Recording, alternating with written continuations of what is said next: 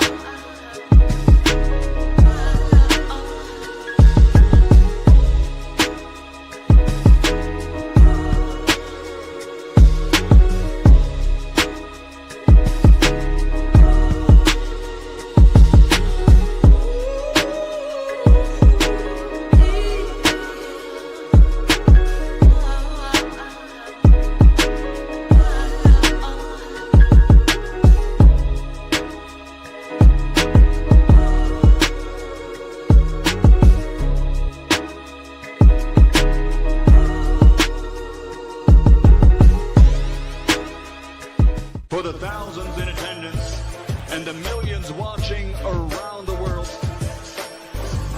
ladies and gentlemen, let's get ready to rumble!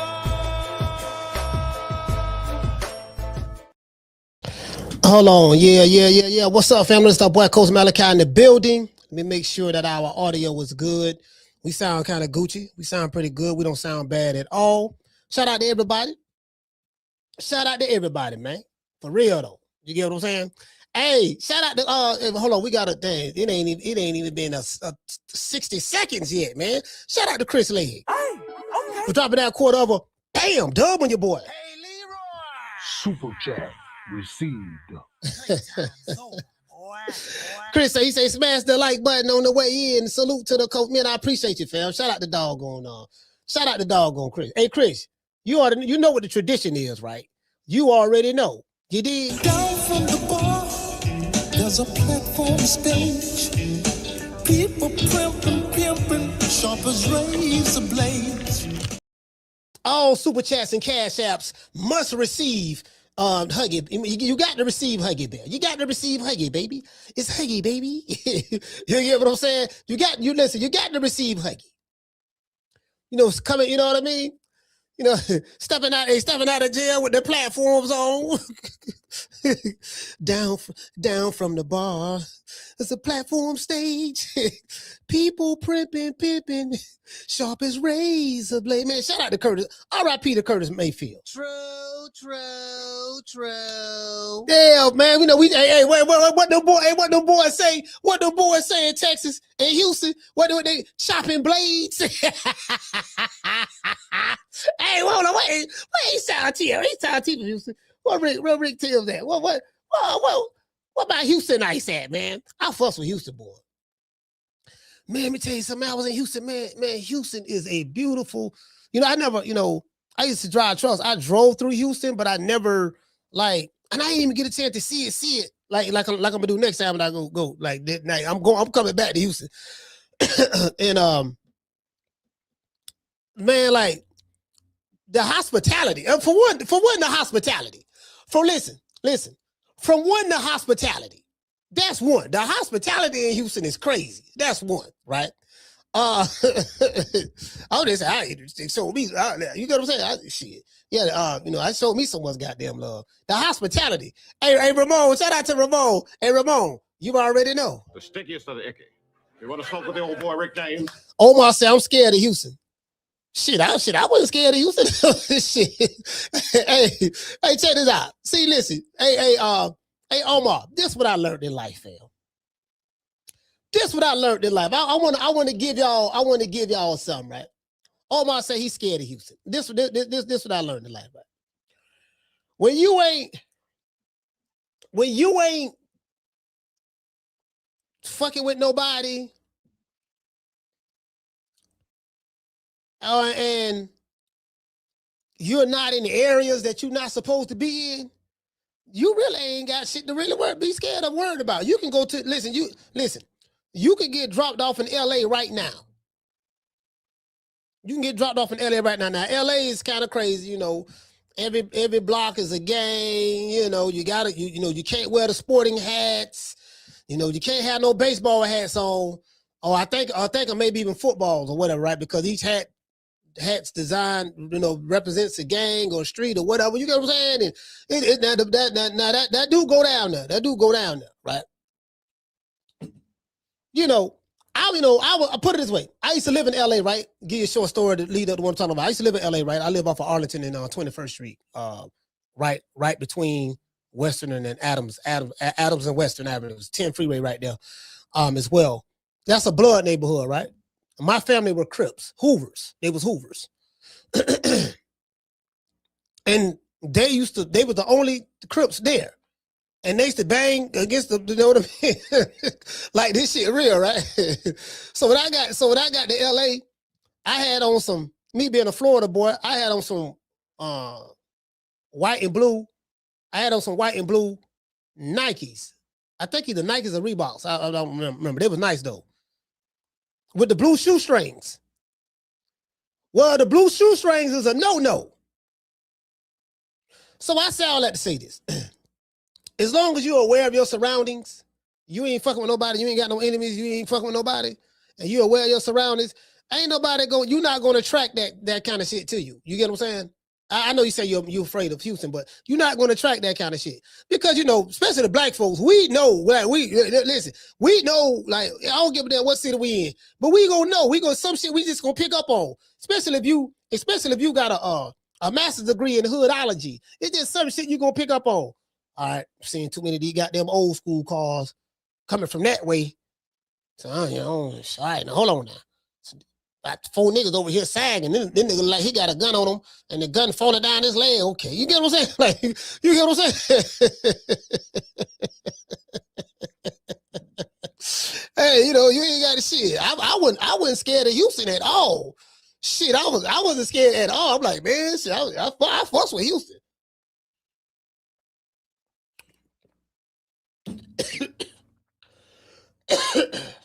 Sorry about that, man. I got feel like I was trying to come down with something. I got some hot tea. But yeah, no, I ain't, you know what I mean? And what to say, CJ say, stay off of stay away from every Martin Luther King drive in the country. Facts. True. Facts. Stay anywhere there's a Martin Luther King Boulevard. Don't go over there. No, stay the hell away from Martin Luther King Boulevard, that is. You dig? Anyways, man, y'all know what time it is, man. I want to dedicate this show to the hood. I want to thank the whole hood who came out here. I love y'all. I did this for the hood. Y'all know I beat that boy. Hey, we did this one. Hey, this one here dedicated to the hood right here today. Omar said STDs, coach. Oh, well, you know, shit, it's STDs everywhere, fam. To be honest with you, guess what? You ain't got to worry about catching no STDs if you ain't doing that.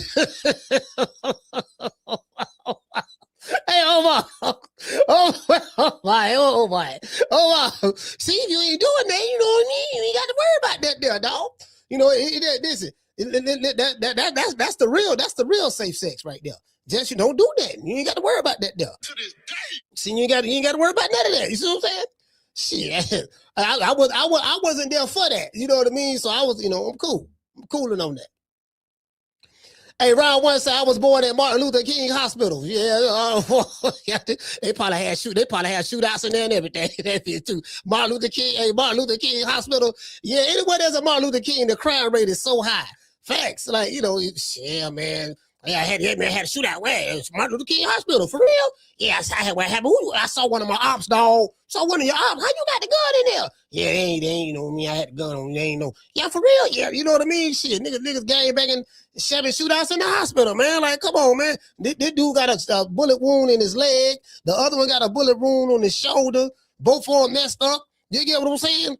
They're in wheelchairs having shootouts. You know what I mean? Yo, what's up? Yo, he said, you know, yo, he said, well, what'd he say? Yo, what's up? He said, what's up, Slob? What's up, Slob? What's up, Crab? What's up with you? What's up with you, huh? Niggas in wheelchairs. I'm like, bro, yeah, I don't understand it, but that's the level of, I really don't get it. The politics, you know, the hood politics, you know, I'm from the hood, so, you know, the hood politics, I don't, you know, I call it, it's all nigga shit. It's all nigga shit. You know what I mean? I don't do the nigga shit. I know. I used to be a professional nigga myself. Trust me. I was on that nigga shit. I was a YN at one time. That's why I don't like YNs. I detest YNs because I used to be a YN, and when I sit back and think about how I was when I was a YN, I'm like, man, I was terrible. There's nothing to like about a YN. The only thing I like about it, ain't nothing to like about them. I'm talking about the ones who out there about that life. Yeah, ain't nothing to like about it. The only thing, you know what I mean? Like, I check this out. There's this cat, right? This old cat I used to kick it with, man. I think he passed away. And I met him. I met him in the county jail, right? I met him in the county jail. In Tampa, they had a jail called the Stockade. So I was at the Stockade one time, right? And we was like, shit. He was in there reading the paper. He used to read the paper every day, right? And then we got out. I talked to him on the street stuff too, but he used to read the paper every day, right? And he always used to go to look at the obituary, and he used to just smile and chuckle a little bit. You get what I'm saying? Me, I wanted the funnies, the comics. Now, like every time I got a newspaper, let me get the funny page. Let me get the comics up out of there. That's all I want to see. All the other shit I wasn't interested in, right? And then until when I started learning how to read stocks, like the stock market, I started learning how to read stocks and stuff on the stock market. So I used to always look at that too. I said, man, every day you always laughing and chuckling, and, because he'd get the paper every day, right? I think of USA Today, something like that. And then he used to get the local paper as well, like the local Tampa paper, like the Tampa paper as well, right? I said, man, why you always be chuckling and shit, right? I'm fucking with him and shit. I was a jitterbug. He said, you know why I be laughing and chuckling? I said, why? He said, you see right here? I said, what's that? He said, this the obituaries. I said, yeah. I said, yeah, that's fucked up, ain't it, man? He said, no, it ain't fucked up. I said, I laugh and chuckle every time I see a young nigga in back of here. So me being a YN, I looked at him like he was crazy. I said, what you mean you chuckle every time you see, why is that? He said, cause he talk about me now. He said, you young niggas, all y'all do is shoot, rob, kill, this, that, yada, yada, yada, yada. Y'all don't do no good to society. So anytime God blesses me to see a motherfucker like you in the back of in the obituaries, I'm always happy. Because had he allowed you to continue to live, there's no telling how many more people you would have hurt or harmed. That's exactly what he said, bro. True.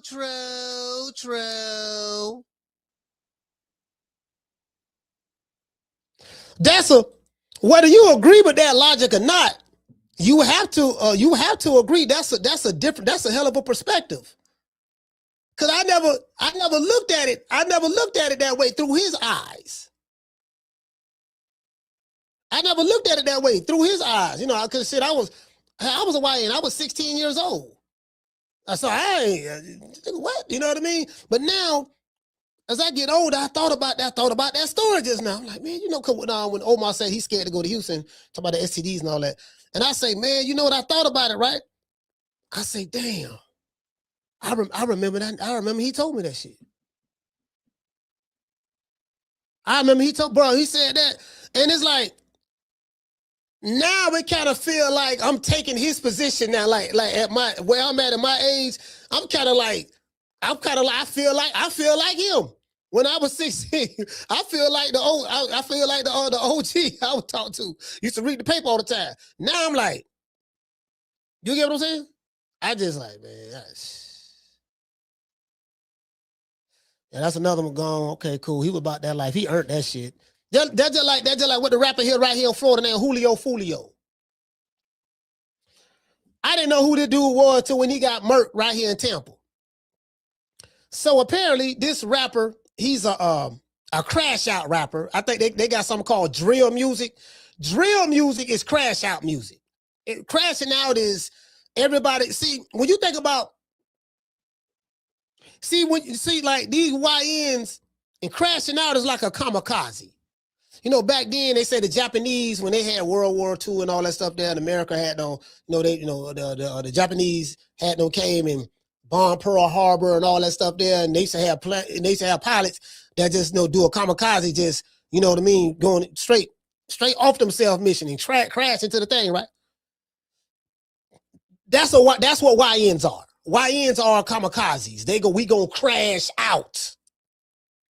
Nothing good come from crashing out. There's only two outcomes. Dead or in jail. Those are the only outcomes of crashing out. So when an individual says, I'm finna crash out, what he's saying is he's going on a suicide mission. And he gonna take himself out or you out. Really, he just want to take you out. But he gonna get taken out in the process too. You get what I'm saying? So one way or the other. So it's very, very hard and difficult for me, with the level of knowledge and understanding that I have in 2026, to even feel sorry or sympathize with these fools. Now I take the position of the old cat who told me what he told me when I was 16. Now I'm like, yeah, all right, okay, thank God that nigga gone. Cool, shit. Oh, all right, yeah, nigga, he did what? A, B, C, and D? Okay, whew, all right. Okay, he out of there.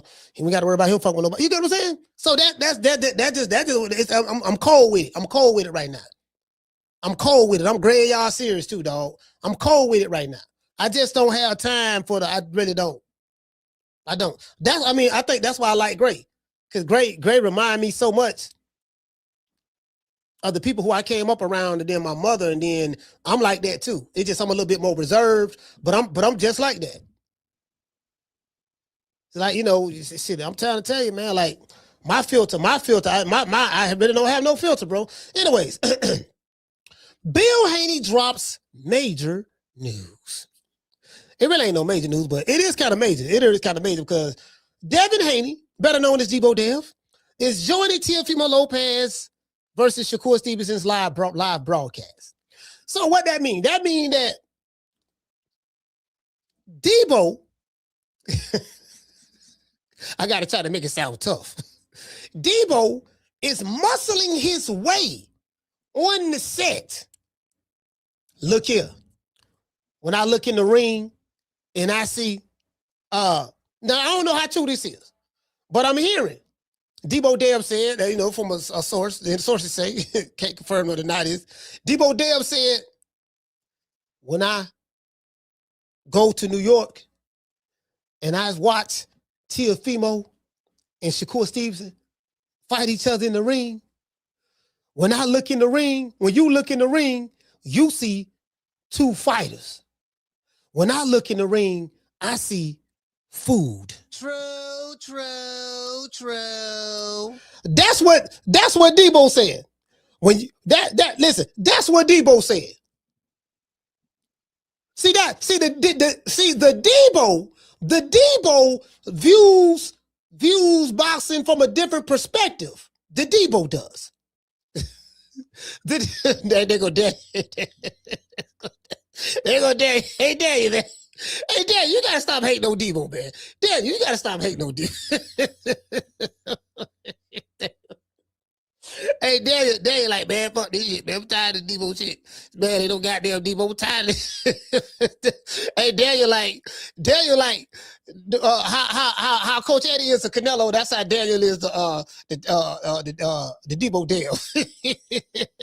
Hey, y'all don't like calling Deebo. That Deebo name kind of trigger some of y'all, huh?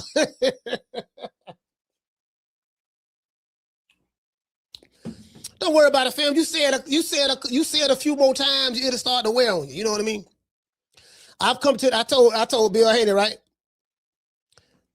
I'm talking to him. He was like, "Yeah, man, Devin, we know we want to do this and do that." I say, "Bill, it's disrespect to call your son Devin," and he looked at me crazy. He said, "Why you say that?" I say, "Man, because calling him anything other than Deebo Dev is disrespect. The man is Deebo now," and he bust out laughing. So it's disrespect for anybody to say Devin Haney or Dev. You got to say Deebo Dev. Put the Deebo in front of it. True. Put the Deebo in front of the Dev. Hey, Wookie Woo, put the Deebo. That's all I'm saying. He's earned that name, right? Hey, shout out to Freddie Chapman. What's going on? Shout out to Mika. He's earned that. He's earned that, right? He's earned the right. He's earned the right? He earned that, right? he's earned that. He's earned that, right? You know what I mean? That's all I'm saying. To this day. Mike Larry say Deebo Dev gonna knock Brian Norman. Ow. Hey, bro, I was laughing so hard when he said that shit. Now, but hey, Mike Larry, I was all in. I thought Brian Norman was gonna put no pause on Deebo for real though. But I did say if it go 12 rounds, Devin gonna win if it go 12. I didn't think it was gonna go 12 though, but I was wrong with that. So, but it was so funny. It was so funny, right? But what made it even funnier was the second round when Deebo Dev dropped Brian Norman and he was visibly hurt, and he got up and Dev went for the kill. Dev did try to knock him out in that second round, try to finish him off, but he wasn't able to do it. When I saw that, I was like, God damn, this nigga made a believer out of me.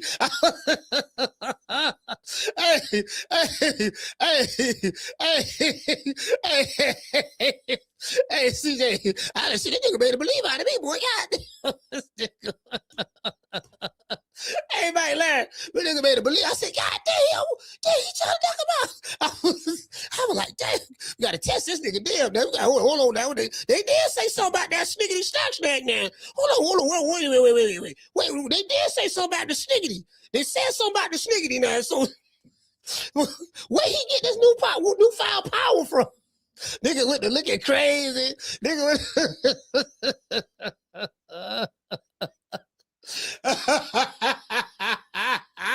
Hey, H-Town T. That's why Brian Norman Sr. was so shocked. I know he was like, God damn, go in there and get him, son. Go in there and get him, son. The nigga can't punch. He pillow fisted. Go in there and get him. Brian Norman went up in there, went in the kitchen, found that something was hot. He had a shocked look on his face. He probably went back to the corner. Dad, yeah, what's up, son? Goddamn. Man, I thought you told me he was pillow fisted. I thought you told me he was pillow fisted. The nigga had pillow fisted, he can't punch. Dad, man, that right hand, that left hook, and that right hand that nigga hit me with. I think he got head weights in his glove. I think he got head weights. He got them Tyson Fury head weights. They they say him and Tyson Fury was close. Hey, I was like, shit. Yeah, we gotta test this nigga here. Where did nigga get this? Where he get this scruff? Hey, Wookie Woo, where he get this scruff from? This scruff, not strength, scruff. Where he get this scruff from? Well, that nigga strong. Listen. I didn't know Deebo Dev was that strong. He got scruff and he was strong. True. Yeah, man. True. I was like, man, shit. What the fuck? What this nigga was training with Goku and Vegeta and the hyperbolic time chamber? Nigga, what you were training with Lord Beerus and Wiz? Who you were training with? I'm telling you, shit, wait. God damn, where did nigga get this?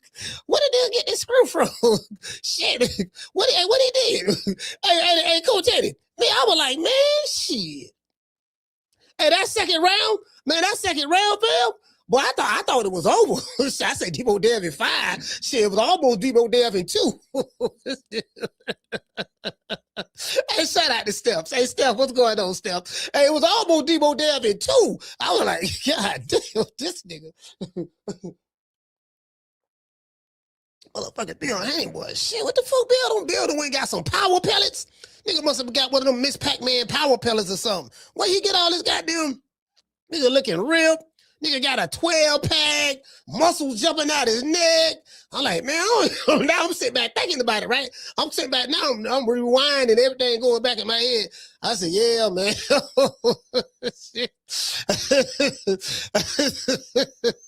Hey, I was like, man, shit, nigga. Hey, you know what I mean? Yeah, but anyway.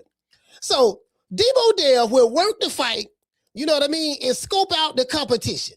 Lord have mercy. Check this out, Phil. This is crazy. Now, Bill Haney did announce it, right? And apparently he's been invited by Turki Alashikh. Now, the only reason, I ain't not a conspiracy theorist, guys, but but my conspiracy had its own. Well, I am a conspiracy theorist because conspiracies are real. Shit. If you don't believe in conspiracies, there's a whole bunch of motherfuckers in the feds right now charged with conspiracy. True. Oh, that's a conspiracy theory. You believe in conspiracies. Yeah, the feds do too. That's how many people, guess what? You get charged with conspiracy, boy. That's a lot of time now. You get what I'm saying? You get what I'm saying? They believe in conspiracies too. Shit, yeah, you got damn right. Yeah, you got damn right. Shit, play with it if you want to. Yeah, play with it if you want to. Fuck around and be on the phone talking about something you ain't got no business talking about. You and somebody else talking about doing something you ain't got no business talking about. And the feds pick that up, and then they wait 4-5 years. The feds don't get you right away. How the feds work is this: the feds will let you go years before they come get your ass. It ain't like the state police. It ain't like the state police. You get caught doing some shit, they gonna lock you up right then. The feds, they'll let you commit crimes for years before they come get you. I said, all right, dog. This nigga been committing. He been committing crimes for 5 years now. We're gonna pick him up. Yeah, okay. We got him. We got him on trafficking. We got him on 25 counts of trafficking. Every time he went down to Miami and got them birds, so we got that. So that's 25 counts right there. Then money laundering, he had to clean the money up. He got a detail shop that's in his wife's name. He got a car lot that's in his uncle's name. So we know he laundering the money through there to clean it up. Okay, cool. We got that. Yeah, but so, well, when they come get you, they got you. To this day. When they come get you, they got you. Telling you. I trust me. I know. Trust me. I know. When they come get you, they got you now. That's all I'm saying. Anyways. It's not always the case, but it's more than likely when they come get you, but they got you. I swear to God, they got you, boy, when they come get you. Anyway, shout out to Wakila. She said Khalil Cole and Jesse Hart was a conspiracy. Yeah, facts. Anyways, Deebo Dev will work the fight and scope out the competition. If Deebo Dev is working the fight as a special guest announcer, you get what I'm saying? Does this mean Deebo will face the winner next? Bill Haney let it be known that Teofimo and Shakur are on the hit list. And we're going to play that video. Let's look at the comment section of the video to see what the people have to say. And the reason why it's always important to see what the people have to say, you know what I mean? Because we do it for the people, by the people, because we come from the people. You get what I'm saying? And when you come from the people and you do it for the people, by the people, other people, which I got from Don King, then you know that the people, it will reciprocate and the people will come back and show you love. Let's give the people a round of applause. Yeah.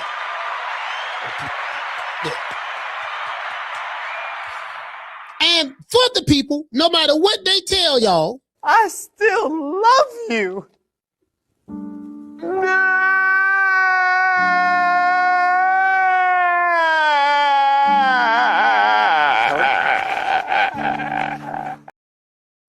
Yeah, you know what I mean? You got to let the people know that sometimes.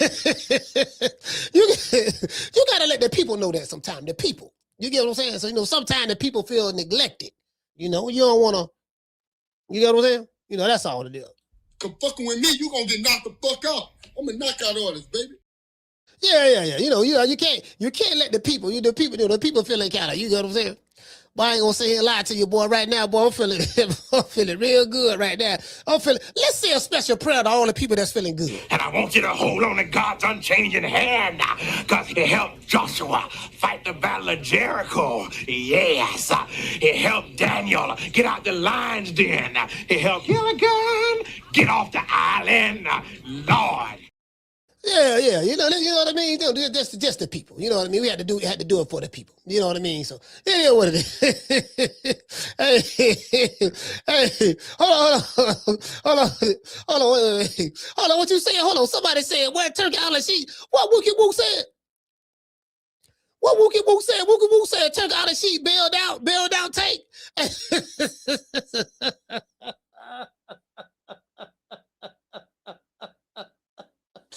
Hey, what the fight? Hey, hold on. What the phone call? What the phone call sound like?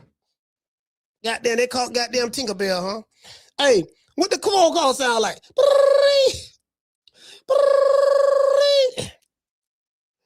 Miami-Dade County Jail. Also, I don't give a fuck speaking. Who is this?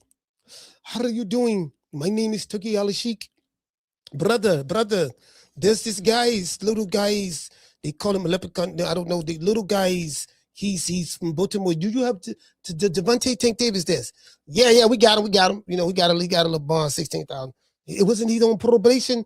Yeah, he on probation. But you know, I don't know what's going on with that. But we got you know what I mean? Oh, okay. I thought normally when you violate probation or you know, you catch a felon on probation. I mean, that's how it always worked for me. So I ain't never seen a nigga. Hold on, wait a minute. I ain't never seen a nigga catch a felony while on probation, and there's not a probation hold. I ain't never seen that before. In the state of Florida. Whether in Dade or anywhere in between. I ain't never seen that before. I'm just saying me. You get what I'm saying? But anyway, so hey man, you know, I guess I get what we that paper that money make the world go round. Yeah, that money make the world go round for sure.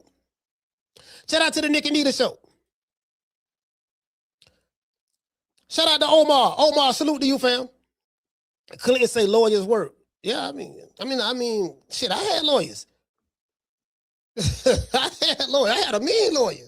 Shit, motherfuckers, man. Shit. You hear what I'm saying? Shit, but I didn't have a celebrity. And I didn't have a, you know. I mean, I ain't even no millionaire, but yeah, I had a mean lawyer. Now I had a mean lawyer. Joe Diaz. Shit, Joe Diaz was a pit bull back in the day.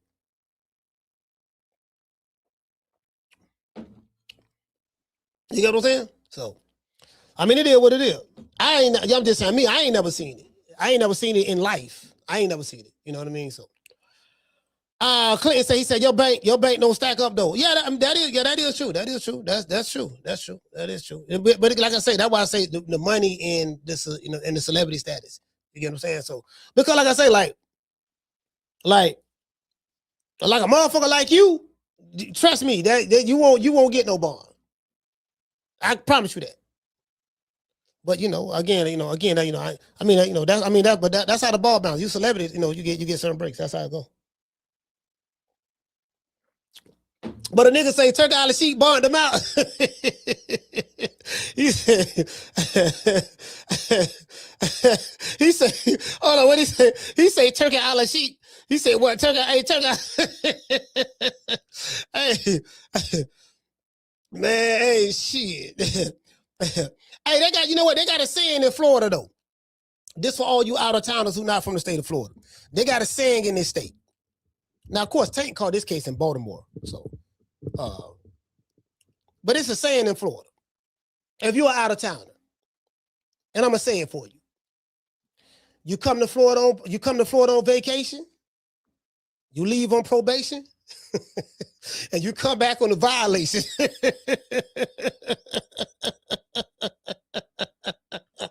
True. This ain't got nothing to do with Tank. Tank shit out of Baltimore, but listen, this is a true story, dog. It's so many niggas from New York I know that come to Florida, right? No, the New York there's some big bad motherfuckers out of New York. There's some big tough niggas, especially the ones out of Brooklyn. That's why I fuck with Brooklyn, because I met some tough niggas from Brooklyn. They came down here with that Brooklyn shit, though. They fucked around and found out. Fam, this ain't Brooklyn, dog. Like, these crackers don't play down here, dog. Like, you come down here with that bullshit down here, boy, they gonna MC Hammer your ass. From Brooklyn, son. All right, son, done, whatever it is. What I'm trying to tell you, You go in that motherfucking courtroom. You know what I mean? Right there on Twigs. When you go right there on Twigs, dog, tell you it's gonna be that courtroom cold. It's cold in the motherfucker. It's ice cold in that bitch, dog. Ice cold. The judge gonna be sitting on about like this here. It's gonna be some big tall ass bailiffs in that bitch. They're gonna be like 6'5", 6'6", big. I'm talking about big rednecks. I'm talking about, you know, what I'm trying to tell you, dog. This shit work a little bit different. You get what I'm saying? Now you can't be, you know. Yeah, but that's the saying though. You come down here on vacation, leave on probation, to come back on a violation.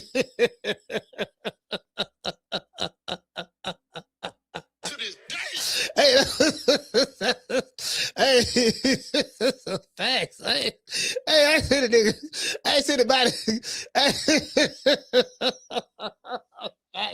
Bro, hey, bro, I am so serious right now. I am so serious. That's the saying right there, man. Anyway, man, we will give a shout out. We're gonna give a special shout out, man, to our sponsor, Foster's Barbershop. If you are in the city of Tampa, download the app Booksy. That's BOOKSY. BOOKSY. Look up Foster's Barbershop. I forgot, dog. I'm kind of hot right now, so look up Foster's Barbershop.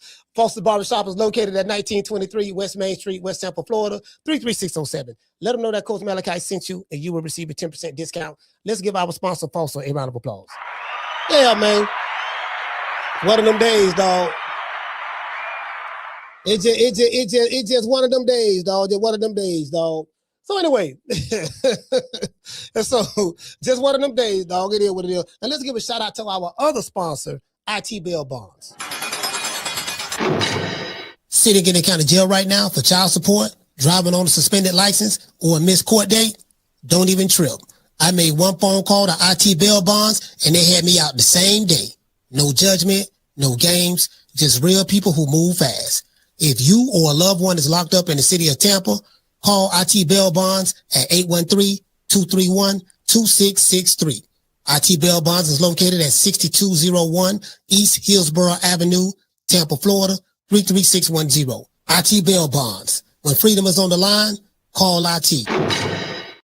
Yeah, man. Yeah, it is what it is. It is what it is. Everybody say, I speak English. He say that saying came from Georgia. Field mob. What saying you talking about? Wait, hold on, because I don't want to jump to conclusions, because I'm kind of like jumping in the middle of it. You say that saying, what you say, fam? He say that saying came from Georgia. Are you talking about the saying that I said about in Florida? We got a saying: you come down here on vacation, leave on probation, and come back on a violation. You say that came from Phil, Ma. No.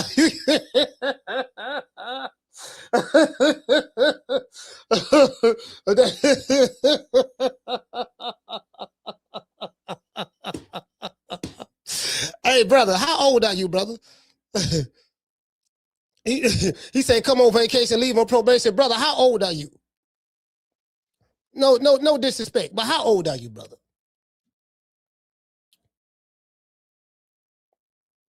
Phil Mob is a rap group that came out in the 90s. You 51 years old. Phil Mob is a rap group that came out in the 90s. Sir, we've been saying that saying in Florida ever since I was a teenager. Before Phil Mob even, so we talking about the 80s. Before Phil Mob even thought about coming into existence as a rap group. How can they come up with a saying that this state was already saying prior to them even existing as a rap group? Just saying, B. True. Just saying. Make it make sense. He said, Coach, you ain't lying. I was locked up in Yall County in Pensacola for something like that. Yeah. Hey, what you say, Mika? You say they didn't hit till the 2000s? Oh, they didn't hit till the 2000s? Oh, okay. Yeah.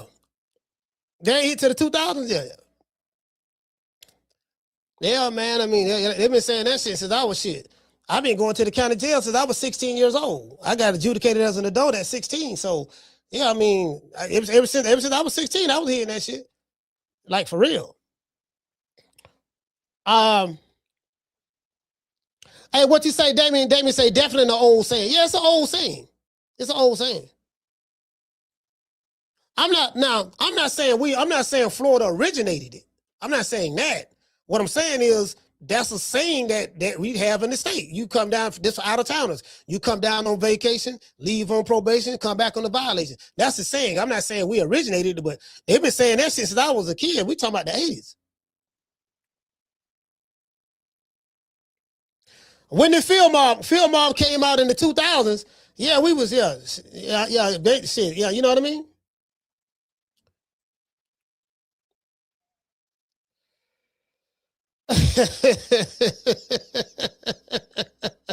Hey, my trace here, yeah, film mob from Decatur, Georgia, right? Hey, what you say, Akila say? See, this an old Akila say, I've heard it when I was a teenager and I'm in my 60s. So, like, that's an old saying, bro. That probably was the first time you heard it, though. You heard Phil Mob say it. That probably the first time you heard it. You know, so. Yeah, but that's it. Yeah, man, like the New Yorkers, just ask any, listen, check this out. You know who really know that saying? New Yorkers. New Yorkers know that saying better than anybody because there's a lot of New Yorkers who come to Florida. You know, men, a lot of them come to Florida and they be on some wild stuff. Cause you know, now from Brooklyn, New York, you niggas is country and slow. You know, they got all the game. I'm not saying everybody from New York, but New Yorkers definitely know. It's a lot of people from New York who came here, caught a case. No, man, I'm catching the case for something that would have got thrown out if I was in New York. Got put on probation. Say I'm not going to stay in Florida no more. I'm finna go back to New York. Go back to New York. While I'm transfer the probation to New York. Do some wild stuff there. Catch a charge and violate the probation. Because if you catch a charge, that's an automatic violation of probation. You get no bond. And they'll hold your ass there, and Florida will leave here, come get your ass and bring you back here. I'm telling you from experience, bro. True. Yeah, I'm telling you, I ain't telling you nothing I don't know. I'm telling you what I know from experience, living, breathing. Yeah, that's how that shit go, bro. That's how that shit go. Anything I talk about, I'm like, yeah, I'm telling from experience. Yeah. New Yorkers know.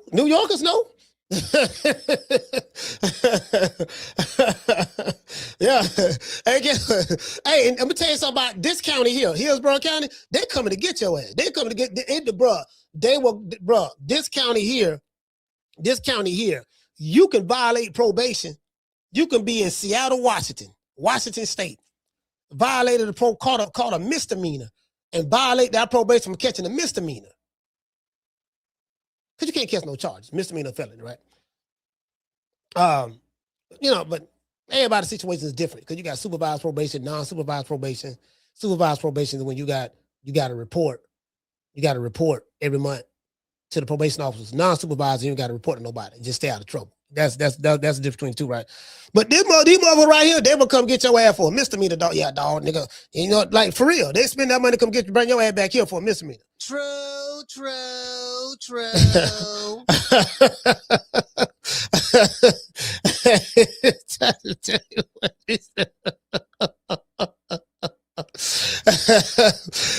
And the feds coming to get you by airplane. The feds is coming to get you by airplane. They gonna get on that bird, go on that plane, and fly your ass back to where you need to go. True. Yeah. True. Yep. Yep. Yep. So I be saying shit. I be like, yeah, I ain't never heard of that, dog. I'm just saying for me. But again, I ain't no rich niggas. So you know what I mean? I ain't no rich nigga, so that's probably what it is. Anyways, so I'm gonna get ready to drop these phone lines. But I wanna look at this video right here because Dollar Bill had don't drop this little video talking about breaking news, letting everybody know that Deebo Dev is going to be the one that's he's going to be one of the ringside guys to call the fight and all that stuff there. Hold on. And I immediately started thinking about, okay, what's the purpose of doing this? Hold on. There we go right there. I immediately thought about this. I say, what's the purpose of him being ringside? For what? I mean, to give him visibility. Turki Alashikh now. Turki Alashikh gonna look. Okay, I got you, because Turki Alashikh ain't got no loyalty to none of these dudes. I got you sitting here for a reason. Whoever win this fight, I'm gonna try to make you fight them next. If Shakur win, and a lot of people are picking Shakur to win, I don't see Shakur and Devin Haney fighting each other. I just don't. Well, talk about that. I don't see Shakur and Deebo Dev fighting each other. I don't see that happening at all. I think Shakur is going to say, I just got the 140. I just got the 140. That's too big of a jump for me that fast. All that. So that's why I say that automatically rules him out. Automatically. Hey, what you say?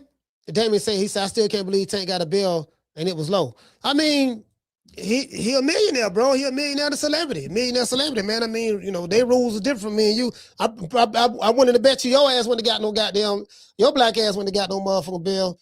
I bet you that. Not on no probation. But anyways, I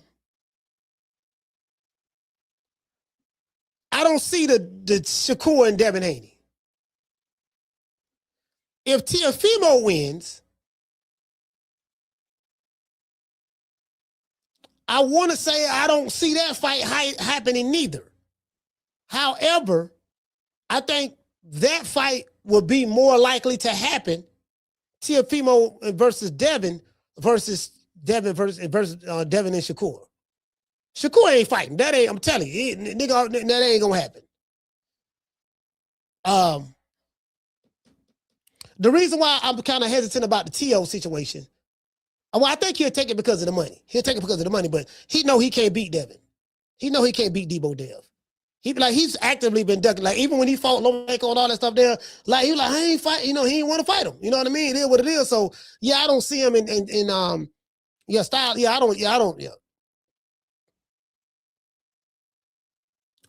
don't see him. I damn sure don't see him beat no Devin. Teo ain't gonna beat no Devin. He's not gonna be able to get around the jab. The jab gonna give him problems. Jab gonna give him problems. And Devin got good footwork, so I want to see the fight, but Teo don't really want to fight him. So Turki Alashikh will have to be the one to make that fight happen. As it relates to Shakur and Teofimo, they're fighting this Saturday, so in 2 days actually. So weigh in tomorrow. I mean, I got Shakur just outboxing him. It ain't gonna be no special effects. It ain't gonna be no.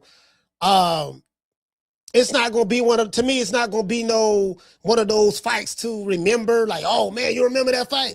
It ain't gonna be no classic fight. It ain't gonna be no classic. It's just gonna be just a regular average. I'll point you like type fight. That's all. Shakur, yes, Shakur gonna do that.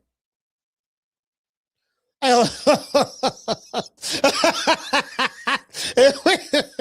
Ramon say, so basically Deebo will be ducked until further notice.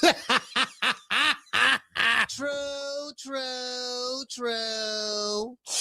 He say, so basically Deebo will be ducked until further notice. Man, come on. Hey, man. Hey, Daniel. Hey, I know Daniel don't like Daniel, but hey, Daniel, they ducking Deebo, Daniel. Daniel, you say, hey, they ducking him, man. They ducking. Look, man, I gotta accept, man, when I was wrong. And I gotta accept when I was wrong, man. I was wrong. I throw my hands up. I was wrong. But look, man, the man Deebo now, man, we got to embrace it. You got to embrace the Deebo. You got to embrace Deebo. You get what I'm saying? Yeah, man. I mean, it is what it is, man.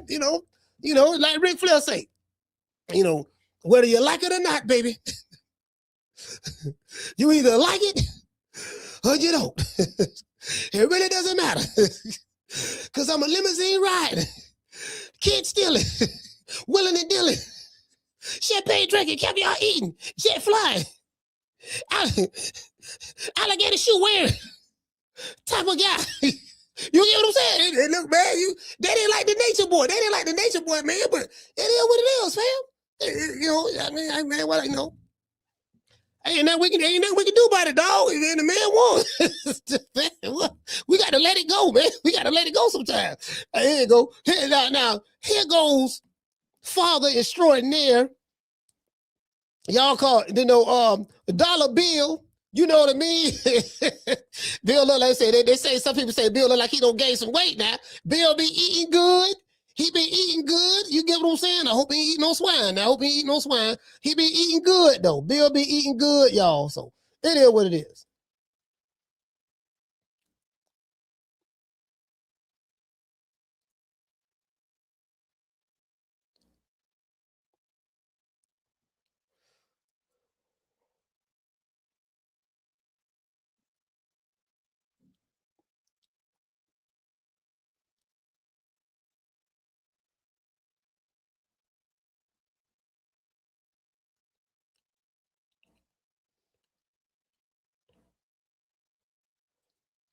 Oh, y'all can't hear nothing? My bad. Don't worry about it. Sorry about that, y'all. Sorry about that. I didn't know y'all couldn't hear it. Don't worry about it. I'm going to pull it up right here. Sorry about that. I thought y'all can hear it. I can hear it, but y'all couldn't hear it. My bad. Don't worry about it. Yeah, because I want to show y'all the comment section. Oh, hold on. Oscar De La Hoya got a clap back 30. Let listen to this bullshit here, too. Let's listen to this bullshit here, too. So this wow, his motherfucker still hating. What happened to that six-pack he had? Oscar getting fat over there. Oscar looking like he getting kind of fat. Hold on. I haven't shared it with y'all yet. Don't worry about it. We finna get to Oscar in a minute. Bear with me one moment. Let's go back over here.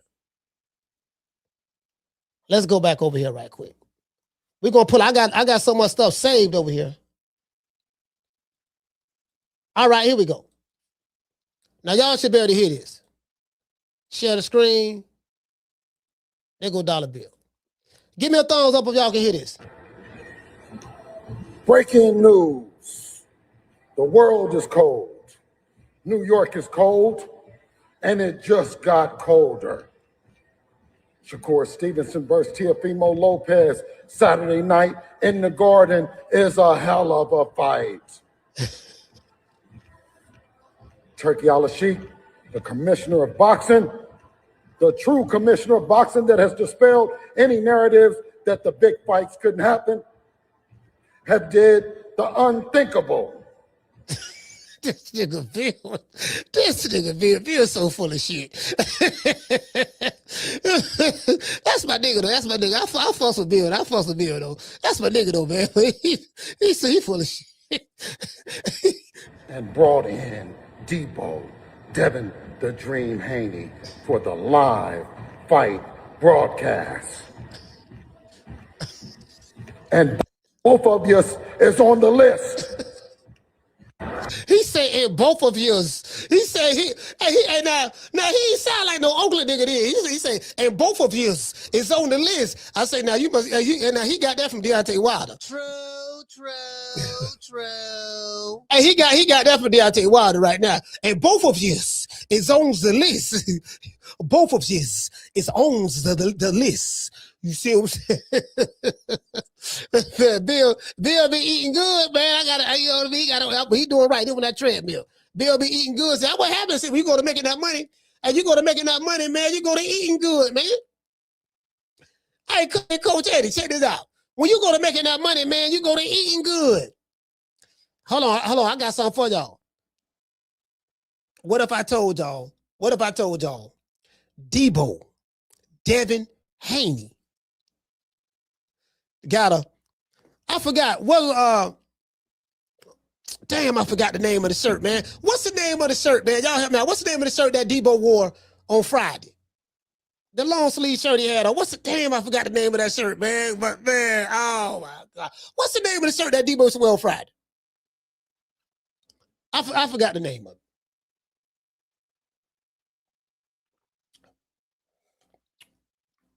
Somebody help me. I'm trying to find out what the name of this. I forgot the name of this shit.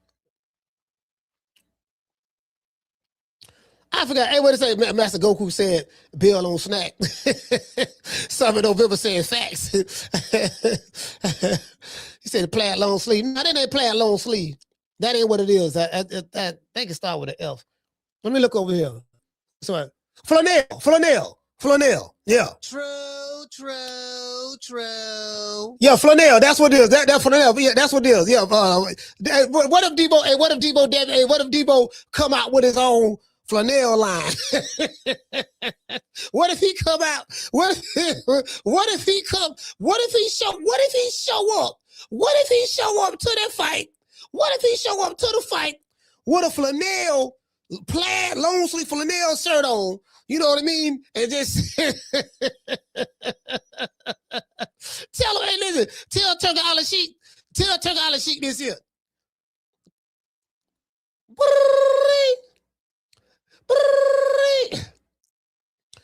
Yes, Devin the Dream Haney, Deebo Dev on the phone. Who's speaking? Brother, this is Turki Alashikh. Hey, Turki, how you doing? How you doing, brother? What's going on? Listen, brother, I wanted you to come out to the Shakur Stevenson and Teofimo Lopez fight. I mean, goddamn, Sheik, for what? What am I coming there for? I don't fuck with them niggas. No, brother. Get out of your feelings. You know, this is business. I want to make a fight between you and the winner. Oh, for real? Oh, yeah. I beat both of them. Man, no matter who, I beat both of them. Okay, brother. Okay. Listen, there's on the one condition. What is the condition, brother? What is the condition? You know, I'm not going to buy you no Ferraris. I pay you enough money to buy your own Ferraris. No, I ain't want no Ferraris. Don't worry about that. On the one condition, what's that? You have to play the Deebo music when I'm walking out when I'm walking down the catwalk. They sit up there on the booth with the media. Yes, brother. You got to play the Deebo music. No problem. True. Yeah. See, they got to do this. I'm Deebo. Who? Deebo. What's up, y'all? What's up, Red? What you got on my 40, homie? Hey, fuck you. Hey, this is hey, I don't know how true this is. But they say they say that's what they say. Whoever they is, y'all try to figure that out. They say Shakur and Teo gonna be, oh shit, they're gonna be punching each other, right? Bap. Then hold on, wait a minute, time out. Here come Deebo. Shakur like, who? Deebo. Oh shit, he could Deebo. Bobo gonna run it every which way. Everybody gonna run. Hey Ramon. What the fuck? Deebo Dev walking down towards the ring. You know, and get there. Nigga scared to come out though. Scared to come out. Hey, look here, man. Bro, look here, man. Hey, it is kind of funny, though. Bro, look at it. Because the way they talking, include myself, because I did hype it up. I am at fault. But the way they talking, with the way Bill said it, like, yeah, nigga Deebo coming, like, motherfucker will be like, oh, shit, is he here? Is he in the building? Where he at? Man, there you go right there. There you go. Run. They act like niggas running. Hey, shit, but get what though? Get what? Shit, what the crayon eating mofo, I called him the crayon eater. A big Rolo Romero, man. Rolo Romero don't want no parts of Deebo. Listen, when you got people openly decking you, when you have people just openly coming out saying, man, we ain't fighting this dude no matter what. You can put me in front of a fire squad. You can threaten to lock my 60, 70 something year old mama up for the rest of her life. You can threaten to take my kids away from me. You can even threaten to take this bad red bone that I got right here laying next to me. But guess what? You can threaten me with all that. You see what I'm saying? But but listen, but fighting Deebo, no, that ain't happening. True. I ain't fighting Deebo. He gonna, bro, listen. As a matter of fact, I need, hold on. Hold on. Let me see if he gonna answer the phone. Also, I need to call. No, matter of fact, yeah, I ain't gonna call him. Yeah, I was gonna call. I was gonna call because I wanna, you know what I mean? Because I'm like, if I'm them at this point, I'm gonna just put it out there. Cause I be giving up a bunch of free games. So if I'm them at this point, this is what I do. I put a campaign together.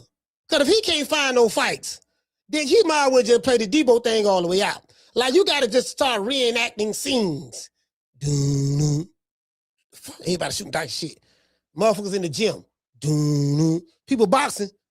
And then everybody hitting the heavy bag. And one dude stopped hitting the heavy bag. Dude hitting the speed bag. He stopped. People sparring in the ring. They stop sparring and go to look at everybody looking at what direction. Hey, y'all, what? Here come Deebo. Who? Deebo. And just have everybody running out of the ring, running out of the gym, and running out the back door, and have Deebo Dev coming in there with the flannel long sleeve plaid shirt on. Have him come in there. I just run the entire campaign like that. True. And what I do, every nigga that's ducking me, I make sure that the dude that's running, I have a Rolly Romero shirt on, crayon eating Rolo. What I do, I make a picture of a guy with a crayon in his hand, biting down on it, eating it, and have big Rolo right there across his stomach. So we know it's him, because I'm the one came up. Everybody know that crayon eating. Showed everybody know that. Y'all know who originated that. That came me. Anyway, you get what I'm saying? I have everybody who ducked me. I have a picture with Shakur. I have a dude with a Shakur Stevenson shirt on. I have a dude with a Richardson Hitchens shirt on, maybe something like that. I don't know. Then whoever ducked me, Teofimo, the dude that's gonna be running is gonna have shirts on of everybody with their names on it. Everybody that's ducking me. True. Hey, we just made that up on the fly. You get what I'm saying? So we just made that up on the fly. You dig? I felt like a Spanish, like a Puerto Rican in this hair. I felt Puerto Rican. Y'all know I love me some Puerto Rican. I felt Puerto Rican in this. Rican. Yeah, you get what I'm saying? Like, yeah, we gotta shit, nigga, out, man. Shit, you gotta be creative. You gotta be creative when you pressing niggas. When you pressing, yeah, you gotta be creative. Like, yeah, I'm pressing these niggas, dog. Tell him, man, you say, look, man, like I do an entire marketing campaign pressing niggas. I have an entire crew. Yeah, man, we finna shoot this like you shooting a commercial, like you shooting an ad, a commercial or something. Just like that, I just have different ads and commercials, well, online, different ads and stuff. Yeah, man, hey man, yeah. Hey, what's going on? Deebo Dev in New York, in Brooklyn somewhere. And he like, let's say he in front of the projects or the borough or whatever, right? Whatever hood over there in Brooklyn. And it's a bunch of people that he going to barbershop. Hey, y'all, what's going on? Hey, Deebo Dev, what's up, man? Devin Haney, what's up, man? Hey, man, have you seen Richards and Hitchens? Nah, we ain't seen them. Oh, yeah, well, if you see him, tell him I'm looking for him. And then just be walking around the different boroughs doing that, right? And then let's say you want Teofimo, well, he say he from Brooklyn, but don't nobody know him in Brooklyn. They say he grew up in Florida. I don't know what part of Florida, but probably just go to Florida somewhere, wherever he grew up at, and ask him, have you seen Teo? No, we ain't seen him. Yeah, tell him I'm looking for him. Like, I just run a whole campaign just smoking niggas out. True. Me. Right, yeah, me. Like when I go on my campaigns, I'm gonna show these niggas how they supposed to be doing it, because they ain't doing it right. Because fighters don't really know how to do nothing but box. That's it. That's their realm. But boxing is not like a company. It's a sport, but it's not a company. You know what I mean? So it generates money. It's a business, but it's not, it's not the NFL. It's not any of that, right? So there's nobody in the marketing department. You know what I mean? You might have you might have, like somebody from the promotional company, like a Top Rank or a Golden Boy or a PBC or a Matchroom or Queensberry. You may have some people over there. What our job is to get the fighter known, notoriety, build them up, make them popular, make them be seen, and get everybody to know who he is, right? Well, that the old way of doing things don't work. These promotional companies don't know how to build their fighter to the point where he can be notarized and have notoriety. So in this particular day and age that we're living in right now, the technological era, and now we're in the era of AI, you have to know more than just being a boxer. Is what I'm trying to say. You have to know more than just being a boxer. Because you're an independent contractor. You're an independent contractor. Hey man, shout out to Ramon. Hey, okay. We're dropping that. Bam, dub on your boy. Cash out. Super chat received. Playtime's over, boy. Shout out to Ramon. What to say, brother? You say any Deebo Dev haters in the chat. he say for any Deebo Dev haters. Hey, Ramon, don't drop the dub. Hey, Ramon. Hey, look here. Hey, Ramon, don't drop the dub. Hey, shout out to Rick. Rick, what's going on, fam? Hey, Ramon say for any Deebo Dev haters. Down from the bar, there's a platform stage. People pimping, sharp as razor blades. Just like, yeah, they don't have a marketing department. You get what I'm saying? So, like me, I'm all like, I be thinking about shit like that. That's all I think about. I'm like, man, he should be doing this. He should be doing that. Man, this what he could be doing. If I was him, this what I would do. And I'm gonna tell you why. And I can do it like that. Like these fighters gotta understand. They gotta know how to build their own brand. Like, dude, you are a private contractor, right? So when you fight, you're on a fight-by-fight basis. So when you get paid, you are responsible for making sure you allocate enough funds to the side in order to pay the IRS and all that stuff there. You are an independent contractor. So you have a partnership with the promotional company, and the promotional company is supposed to get you fights or whatever, right? However, you gotta know how to build your brand, because your brand is how you make money. Your brand is what you're known for. So you have to understand brand building. And so I mean, I think that's what these guys missed. That's the aspect of the game that's missed. That's the aspect of the game in boxing that's missed to me. You get what I'm saying? So yeah, man, shout out to my main man Rick Tales, man. Hey, hold on, check this out. Let's see what the people talking about in the comment section. Wait. That's what I wanted to show y'all right here. Now you see Dollar Bill right there looking mean, looking like a killer. He say boxing's protection era is over. You see what Dollar Bill said. Boxing's protection era is over. No more hiding behind Oscar De La Coca. No more call Al. No more hide behind Al. No more you got to get in contact with Bob. Those days are over. You dig? To this day.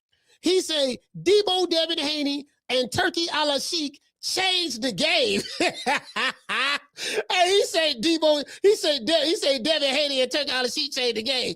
He didn't say Turki Alashikh and Devin Haney changed the game. You get what I'm saying? He didn't say that. Turki Alashikh and Devin Haney changed the game. He said Devin Haney and Turki Alashikh changed the game. So Deebo Dev changed it first. And in conjunction with Deebo Dev came along Turki Alashikh, and then he changed the game. True. Man, what is it, right? Wait a minute. Somebody said what? Somebody said what he said. He said, hey, WMS he say Ness gave Two-Tone his orders to switch up.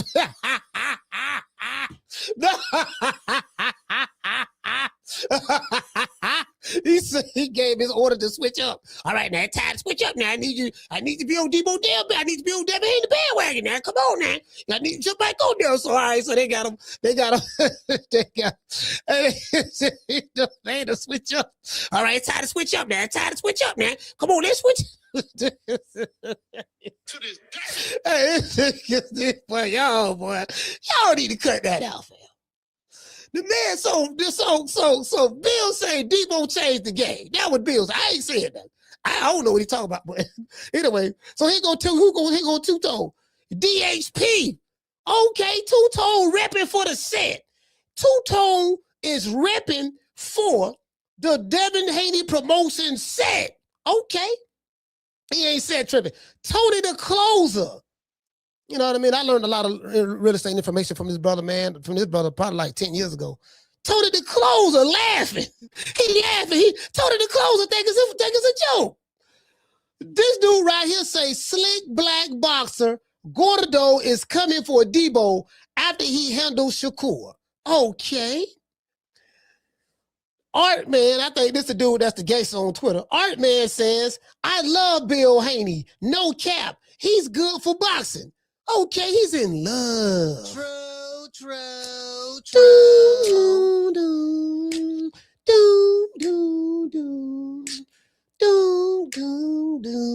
He's in love.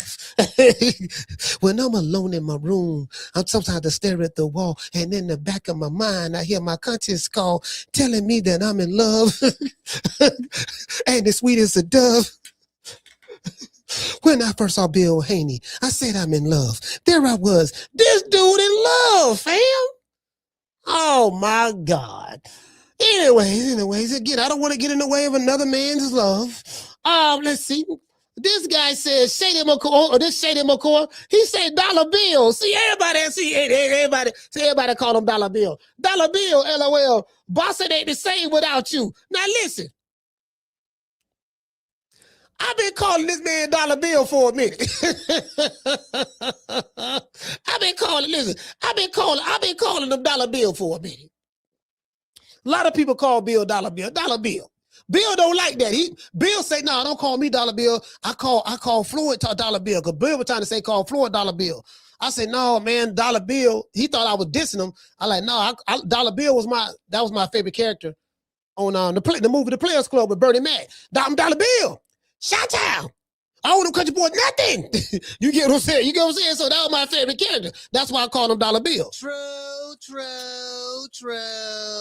Yeah, that's why I call him Dollar Bill. You know what I'm saying? So, you know, the man said, hey,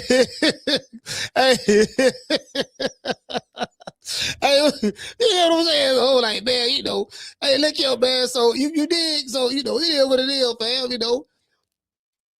Hey, so Shady McCoy say Dollar Bill, the game ain't the same without you, man. He say both of you are on the list.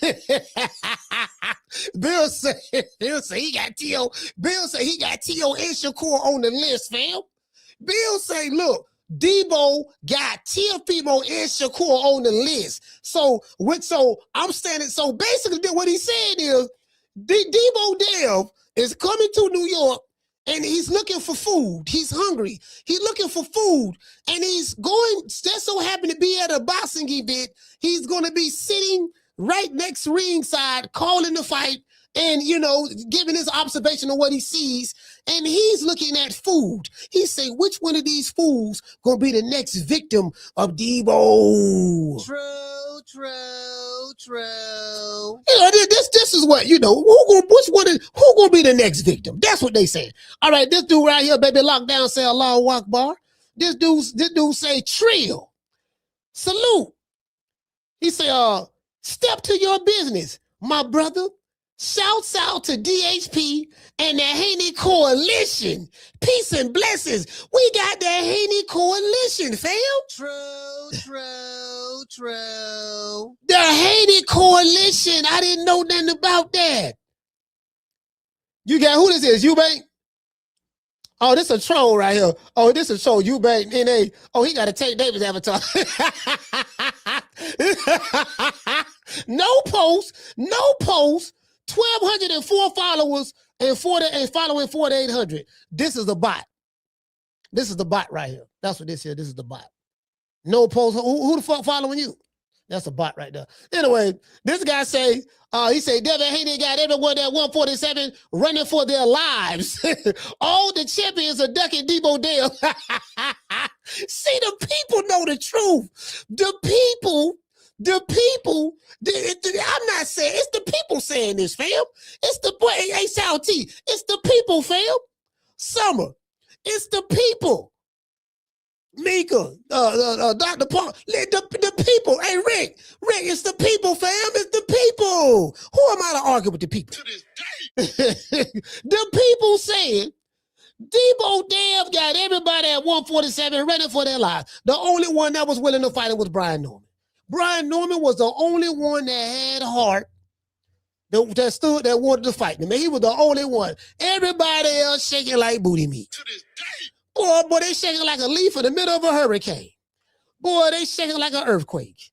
Boy, I'm trying to tell you, boy, man, shit. Damn, but that's bad. I said, yeah, man, he gonna have a hard time trying to get some fights now, boy. I'm like, shit. Because you gotta understand, like, Brian Norman Jr. is a dangerous opponent. Like, he's sleeping motherfuckers for real. So, people look the right. I know I did. I looked at him kind of hard, to be honest with you. I thought he hadn't got better, but he looked like he don't regress in that fight. I think that's obvious. But I think when people saw what he did to a knockout artist, Brian Norman Jr. is a knockout artist. And the way Deebo Dev was able to handicap the knockout artist, it don't scare everybody. True. Yeah. True. Yeah, when you handicap a knockout artist and make him look average and regular, you get what I'm saying? And so that he gonna have problems trying to. I said, yeah, you gonna have, yeah, man.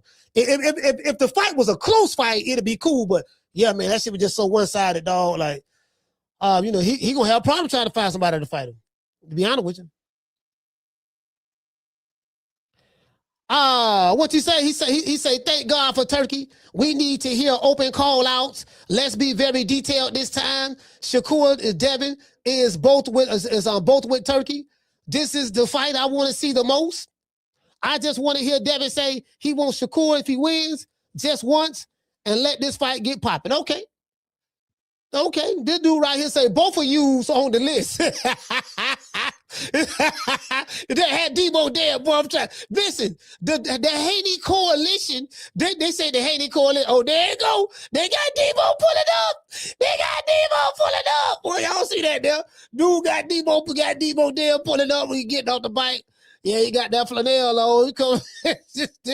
Hey, y'all. So y'all heard what the people say. Y'all hear the people. You get what I'm saying? For the drop these phone lines, man. Y'all hear what the people saying. I wonder. Again, I don't see him in Shakur fighting, bro. I just don't, bro. I don't see it. I'm telling you why I don't see it, because Shakur talking about the man too big. He got to be on the rehydration clause. It got to be a catch weight.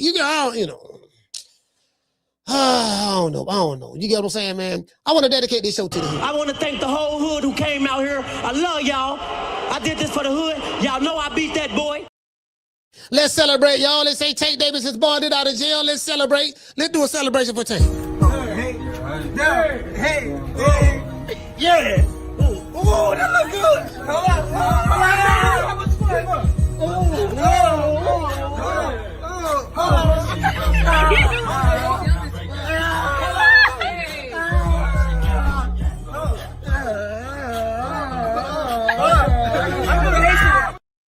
That's that. I just got out of jail. Right there.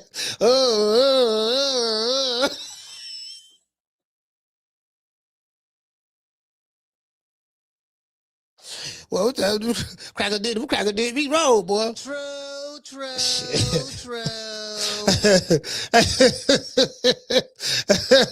you know what I mean? You know what I'm saying? So anyway, so the people, it's the people over here, man.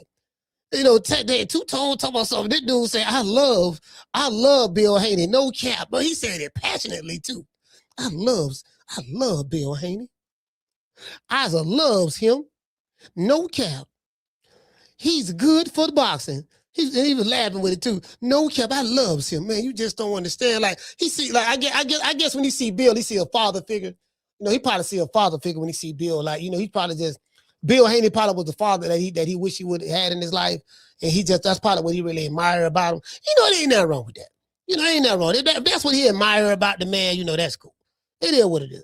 Hey, man, go ahead and get ready to drop these phone lines, man. Y'all know what time it is, man. You want to talk some shit? Call me. Start some shit, bitch. Sup, fool? You gonna talk shit about me, homie? Where you from? Hundreds of niggas is waiting for your motherfucking call, and they all talking shit about you right now. Call the coach at 530-494-9636. We waiting on your bitch ass. Yeah, man, they sitting around this bit, man. Yeah. Caller, what's your name? Where you calling from?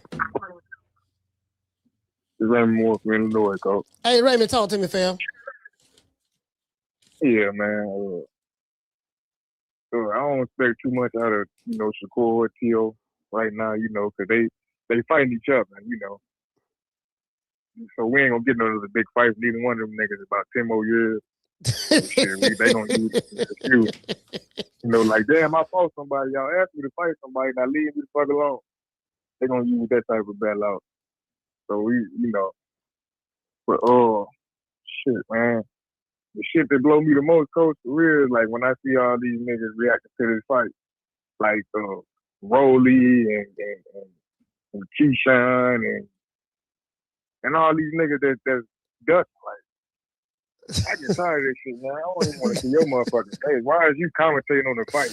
Bro, your ass scared to fight. That shit be blowing me, man. Hey, you know what? Hey, Raymond, you said some real shit, bro, because especially Rolly. Fam, you openly duck this guy. You say, look, I don't want to fight him. I don't care what nobody say. I don't want to fight him. I ain't fighting him. You trying to fight 75-year-old Manny Pacquiao. Thank God that didn't fall through. And now you trying to duck your mandatory who gonna put hands and foots on you because this boy is an Olympian.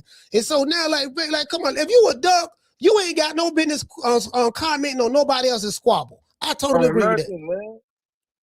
That be blowing me, man. You already talk about what the fuck Teo gonna do to Shakur, man. Shut up.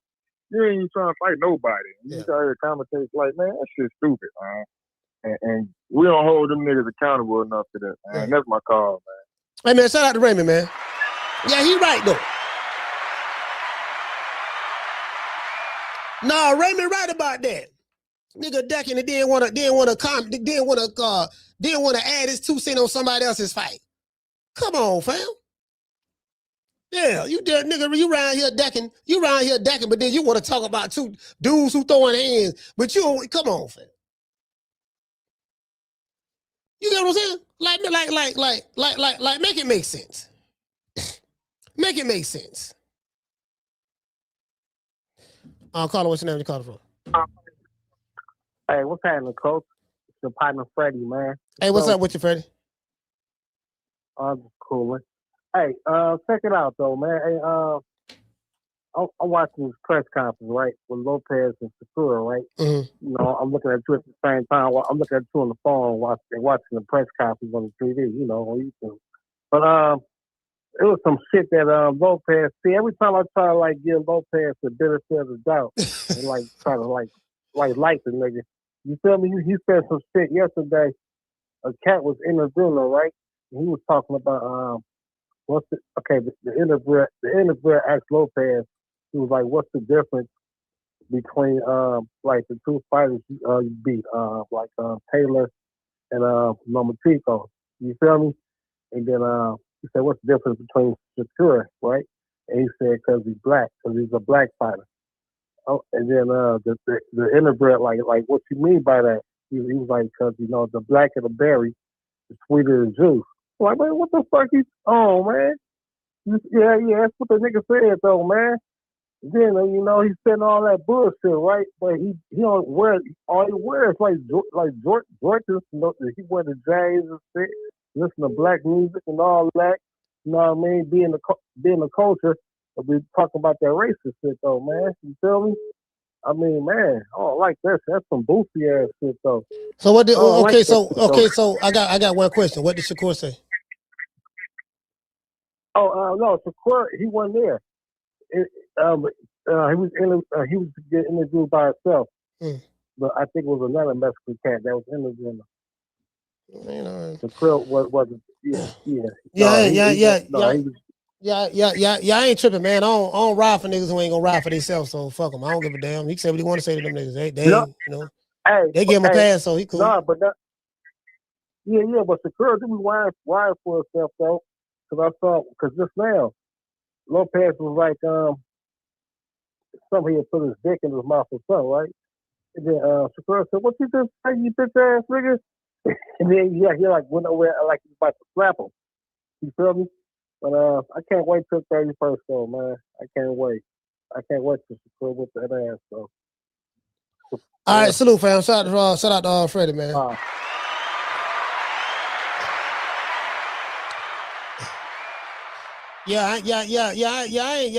ain't tripping, man. I ain't finna be riding. I ain't about to ride for these niggas, man. Fuck these niggas. I ain't riding for these niggas. I ain't, you know what I mean? If they ain't getting offended, I ain't getting offended. Now I didn't hear it. So Freddie was trying to kind of muffle a little bit. I didn't really hear what he said, but I don't really give a damn. I don't give a damn, bro. I'm not emotionally invested, to be fair. Caller, what's your name? Where you calling from? Jamie from New York. Jamie, talk to me. Coach, what's happening, man? How are you? I'm doing good. All right. Hey, Coach, I got a question for you, man. Right off the bat, if these two fighters are on the list, is it possible that these two fighters might be spooked when they see Deebo Dev in the building? I mean, I don't even want to say they're going to be spooked, but I'm pretty sure whoever the winner of that fight, that's going to be the fight that Turki Alashikh is going to try to make next. So I just go as far as to say that. But I don't think they're going to be spooked, though. Mm-hmm. All right. Well, in my opinion, I don't see Devin Haney going to 140, to be honest with you. If Teo wins, I can see him moving up.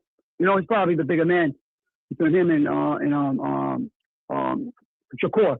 But, yeah, man, I don't see Shakur moving up to 147. You know, if they ain't scared, they should be. Deebo's coming. And I'll tell you more, man. You know, you have these boxers today, man, they act like you have to twist their arm, you know, to get a fight out of them. You know, and you know, I don't see that in Deebo, man. The Deebo, bro, again, he's like probably my hero, bro. Look, like, for real, like, Coach, I got Bam Rodriguez, I got Usyk, you know, Inoue and Deebo Dev, you know, they're the only ones walking these boxing streets like they're killers, you know? You know, they want all the smoke. And, you know, again, Deebo Dev, man, throughout the years, he's shown me that he has heart and he's got balls, you know? And another thing, he's not going to quit, bro. So from now on, bro, I'm rocking with Deebo Dev in every fight, to be honest with you, man. Because, bro, that guy, again, he wants all the smoke, and he's coming. I got one more thing for you, Coach. What's his name? Keyshawn Davis. I was thinking about that fight this morning because I realized who he's fighting. You know, I hope he brings his A game if he's listening to this. That guy's pretty good, man. I remember him giving hell to Loma and Teo. You know what I mean? So we're about to find out if Keyshawn is on you know, that level. Because again, Teo and Loma at the time, they were pretty tough, man. And this guy gave him a good fight. So it's probably a 50-50 fight. We're gonna see. We're gonna find out when the bell rings. That's my call. Like always, respect them. No. You know what I was gonna say? What I was gonna say was somebody. It's gonna. So one of these fights gonna be an upset. Like normally that's how it always works. Like somebody that's favorite to win ain't gonna win. I really don't know exactly who, but I'm just saying on this card. Like pretty good card too, Coach. Yeah, pretty good card, man. You know, should be a good night, you know, boxing, but yeah, but that's what I got for you, baby. Respect from New York. Yeah,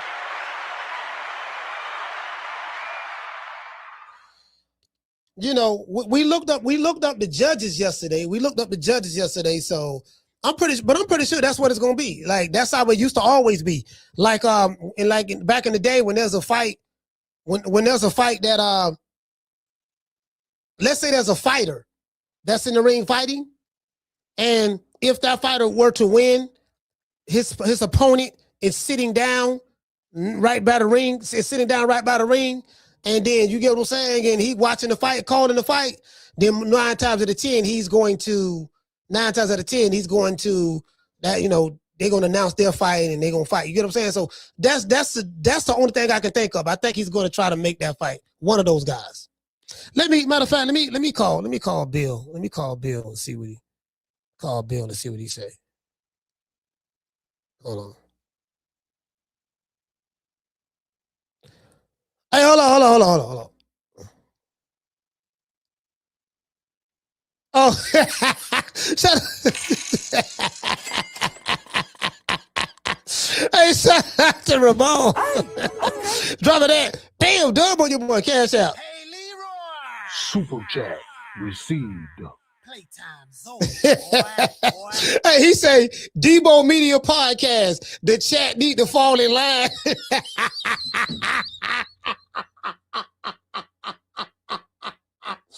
Man, look here, man. Look, all I'm saying, fam, is this. The man, look, man, we don't clout the man long enough, man. I gotta get a man to just do that. The man earned the right to be called Deebo. He made a believe out of me, dog. He did something I didn't think he could do. He made a believe out of me. I gotta get a man his props, fam. That's all I'm saying. Hold on. Let me see what's up. Where's hold on, matter of fact, let me see, can I call? Let me call Bill. See, can I call Bill? Let me see.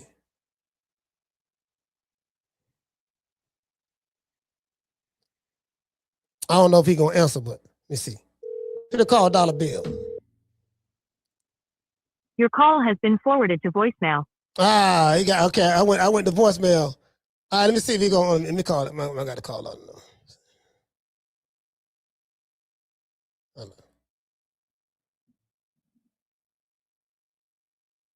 Please leave your message for. Yeah. All right. He probably busy. He probably busy. You know what I mean? So anyway, man, phone lines over, man. 530-494-9636. He said, "Hey, coach, Bud doing some hosting." Oh, okay. Well, I mean, I'm happy for him. I'm happy for my brother. Gotta stay busy, dog. You gotta stay busy. You get what I'm saying? He said Rick Reno, who runs the ring belt, got on the skunk. Oh, let me see what's up. Let's see. Hold on. Okay. Caller, what's your name? Where you calling from? I'm calling. This is Bill Haney, the manager and trainer of the best fighter in the world. Hey, and listen, no. Both of them's on the list. Both of them. Yeah.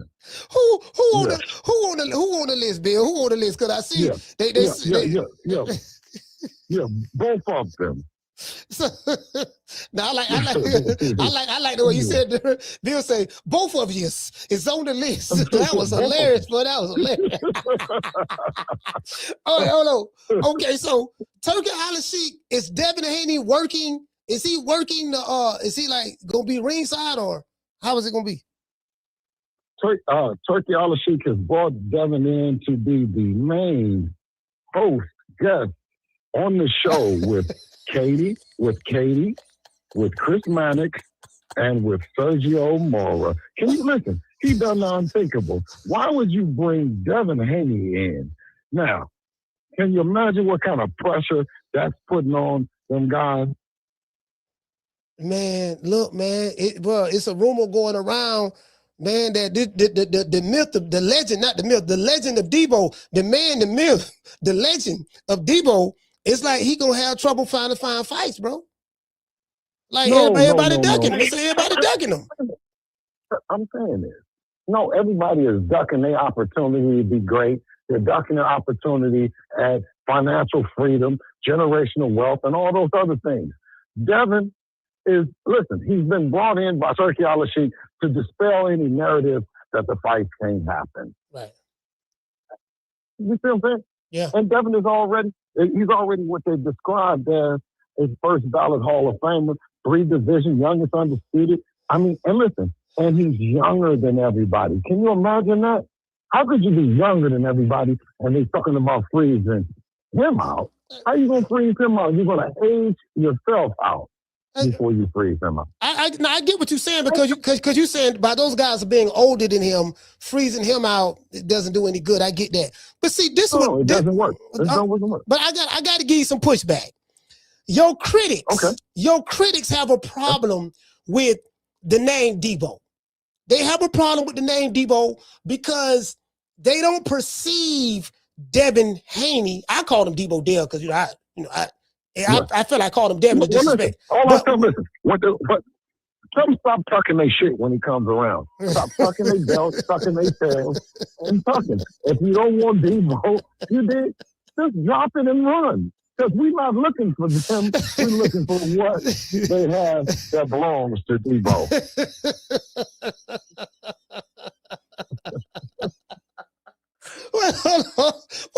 Wait. Okay, so the money not the problem. So why these dudes don't want to fight Deebo? The money not the problem. Turki Alashikh the plug. He got the money. If the money's not an issue, then what's the issue, Bill? What's the issue? Well, I'm gonna tell you someone that has been very controversial, but he came out and said it, is that your career does not go the way that you intended to go after you lose to Devin.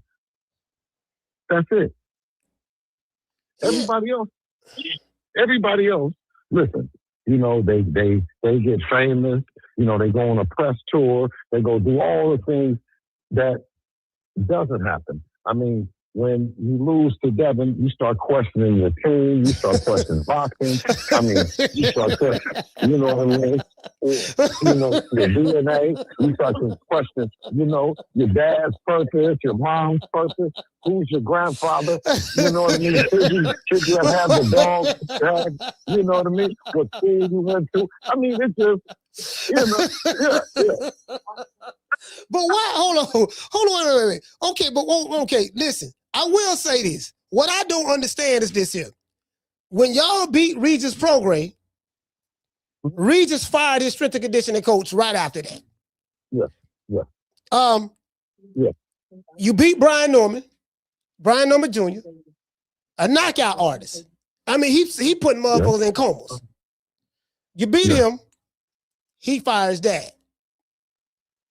Mm-hmm. So it appears that Deebo has a track record of breaking up, just father-son relationships. Well, not father-son relationships, but just fighters from their teams. Why is that? What is it about Deebo that makes things like this happen?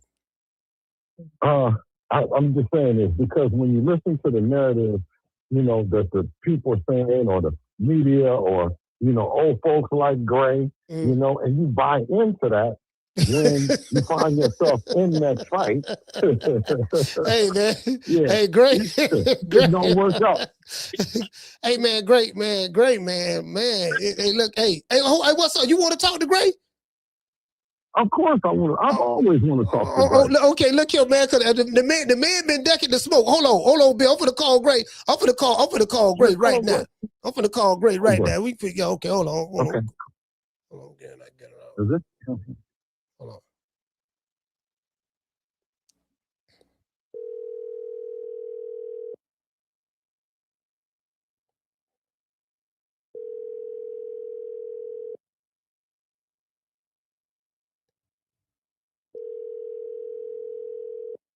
Trying to see can I get Gray on the phone, y'all. Hey, Gray. Oh. Hey, Gray. Yeah. Hey, man, turn the TV down. Turn the TV down in the back, man. Hey, man, you waited too long down the phone, man. I got to get the phone on, man. Hold on. Great. Report to Costco just won a 21-inch TV. Yeah. Somebody said Bill got his motherfucking shit draws up his ass and keep putting his motherfucker, pulling him out every time he walks. You know what I'm saying? Right. Hey, where did this shit come from that everybody doesn't Deebo Dev? Hey, you just Deebo, everybody doesn't Dev. Nigga, y'all ain't gonna ask him what's the name out there. And so what you doing? man, hey, yo, what kind of money Bill paying you, man? I'm gonna get on that. You won't call out Antoine Russell. You keep calling out the same old players. There you go. Fucking Shakur, County, that nigga Teofimo. That thing you know ass click. Call somebody out the click, man. I'm just trying to keep all that old motherfucking shit. Call somebody out the click, man. You are Devin. I keep tired of that shit, man. I don't know how to hear that shit, man. You know what I'm saying? You need somebody to go and call and get a shower for you and go break that funky sweat and not to hear that shit. You know what I'm saying? I don't want to hear that shit, nigga. I ain't hearing that shit. I'm trying to get a fight on, nigga. I'm trying to get a fight on between you and Antoine Russell. Hey, great. I'm trying to get a fight on between you and Antoine Russell. Okay, now, great. Why you won't say nothing about that, man? Hey, Greg, you got to let the man talk. Everybody on that, you over there. You the same four motherfuckers been in the street a little too for 100 years. 100 years, the same shit. Just keep on talking about that goddamn same ass shit. Everybody fucking dead. They call out the same four nigga name. Ty, fucking Shakur, and Teofimo. Call somebody out their motherfucking name, man. I get tired of hearing the same niggas. Hey, Greg. Tell somebody else name, man. Goddamn. What the hell is wrong with you, folks? How about that? He called somebody else name, man.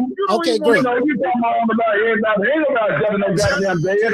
They trying to get to that motherfucker. You talking about they trying to bust him. All you doing is lay back, see who will win, and see who do this, then you start picking. You fight him next. You fight him next. All that old shit, nigga. When a nigga step up in some next fight, you don't want to fight a motherfucker until you see where he at.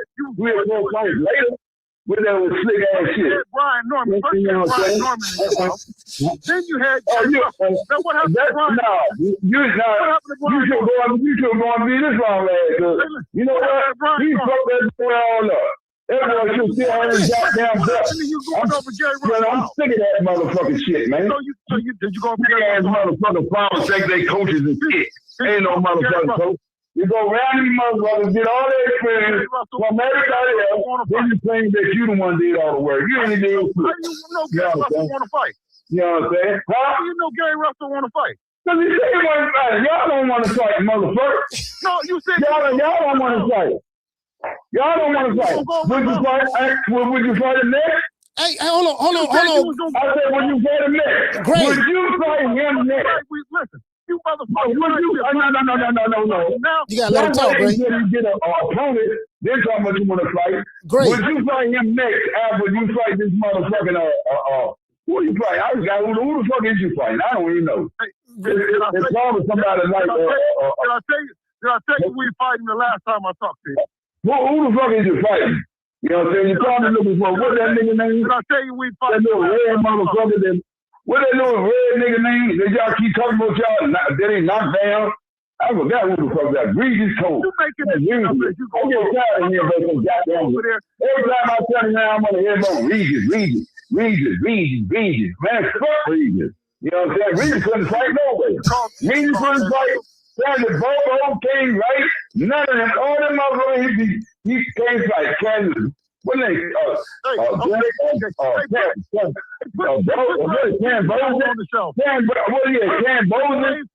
that motherfucker, Ken Bozen, he came fight. He the program, he came fight. Keep on talking about them two niggas' names all the time, folks, for them two belts. Coach, I didn't return to TV. I'm getting out the store. Hey, Greg, you gotta let the man talk. Greg, you gotta let the man talk, man. I don't feel like hanging up all that old shit. No, I don't feel like hearing about no motherfucking some pocket, whatever the nigga getting about. On your phone to be fucking off like that. Hey, look here. I ain't gotta pay no $300 like my grandkids do. I'm not going I just 50 million, nigga. I ain't paying no $300, $400 for no motherfucking phone, nigga. I don't talk like that on no phone. What the fuck I need to talk like that on the phone? Can't talk like that on the phone. What is wrong with you? I want to see a picture I want to see one of your good. Hey, show me one of your good pimp pictures, motherfucker. Hey, Coach, this is what I want talking to you, bro. Hey, hold on, bro. Hold on. Hey, Coach, this is what I'm. Hey, Coach, this is what the fuck I want to. This is what I want to tell you. So this is what he thinks. He just talk so he don't. Hey, Coach, what about this nigga when he was slapping bitches down and all that? What you say about that? Back this content, man. Great, you got to play back this content, Coach. Is this content any good? No. Hey, Great. You can't. Great, you got to let the man. Ain't gonna work. Yeah, because Gray ain't letting nobody talk. Give me a check, motherfucker. I'm just trying to know shit, man. Motherfucker. What is you talking about? You know what y'all do this all the time, man. I still gotta make a living like the next nigga, motherfucker. Okay, y'all out there, y'all high living right now. You know what I'm saying? But I still go on, motherfucker.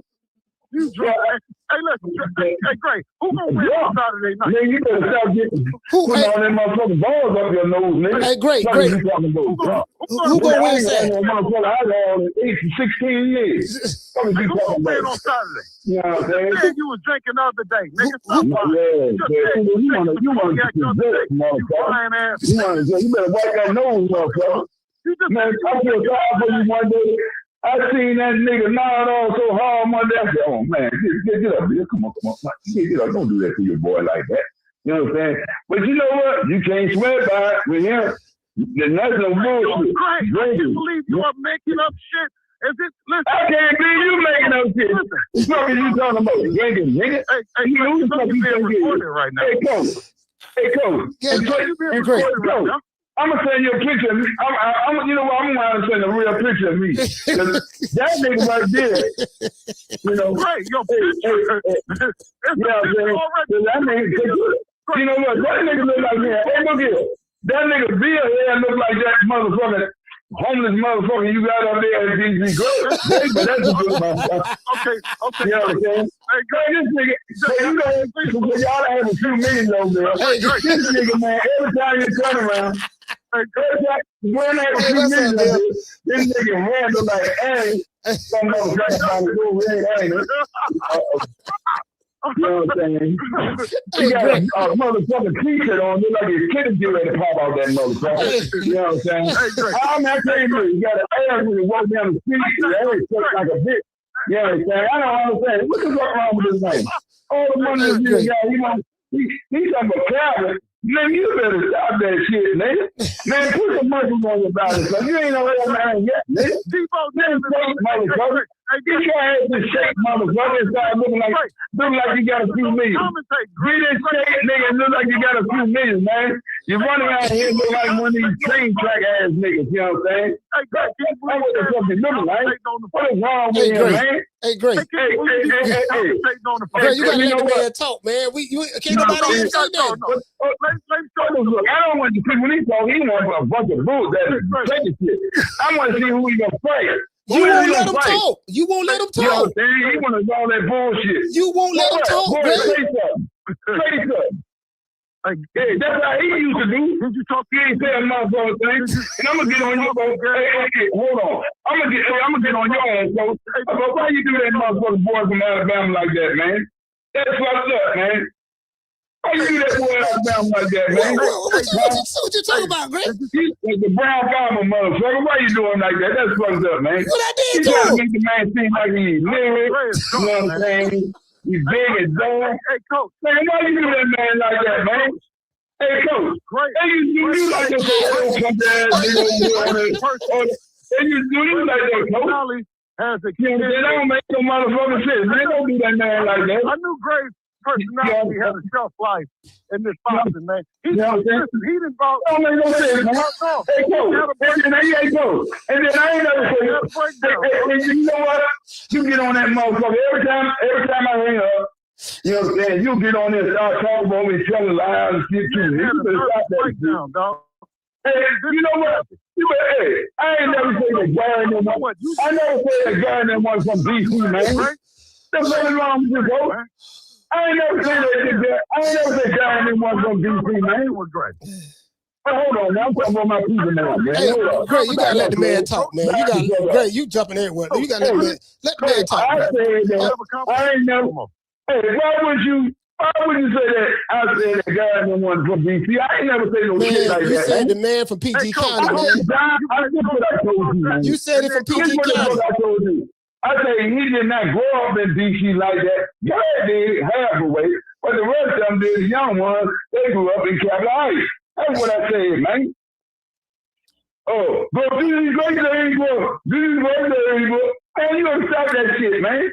You always saying some shit. I say all battles and shit, man, and try to make a nigga sound big and dumb and all that, man. Don't do that shit to that, man. Brown Brahma will knock your ass out when he see you. You know what I'm saying? You keep on talking about that man woman. He probably still in love with her like that, man. Gray, what did I say that was wrong, Gray? $40 million for a $40,000 or some shit. I don't know.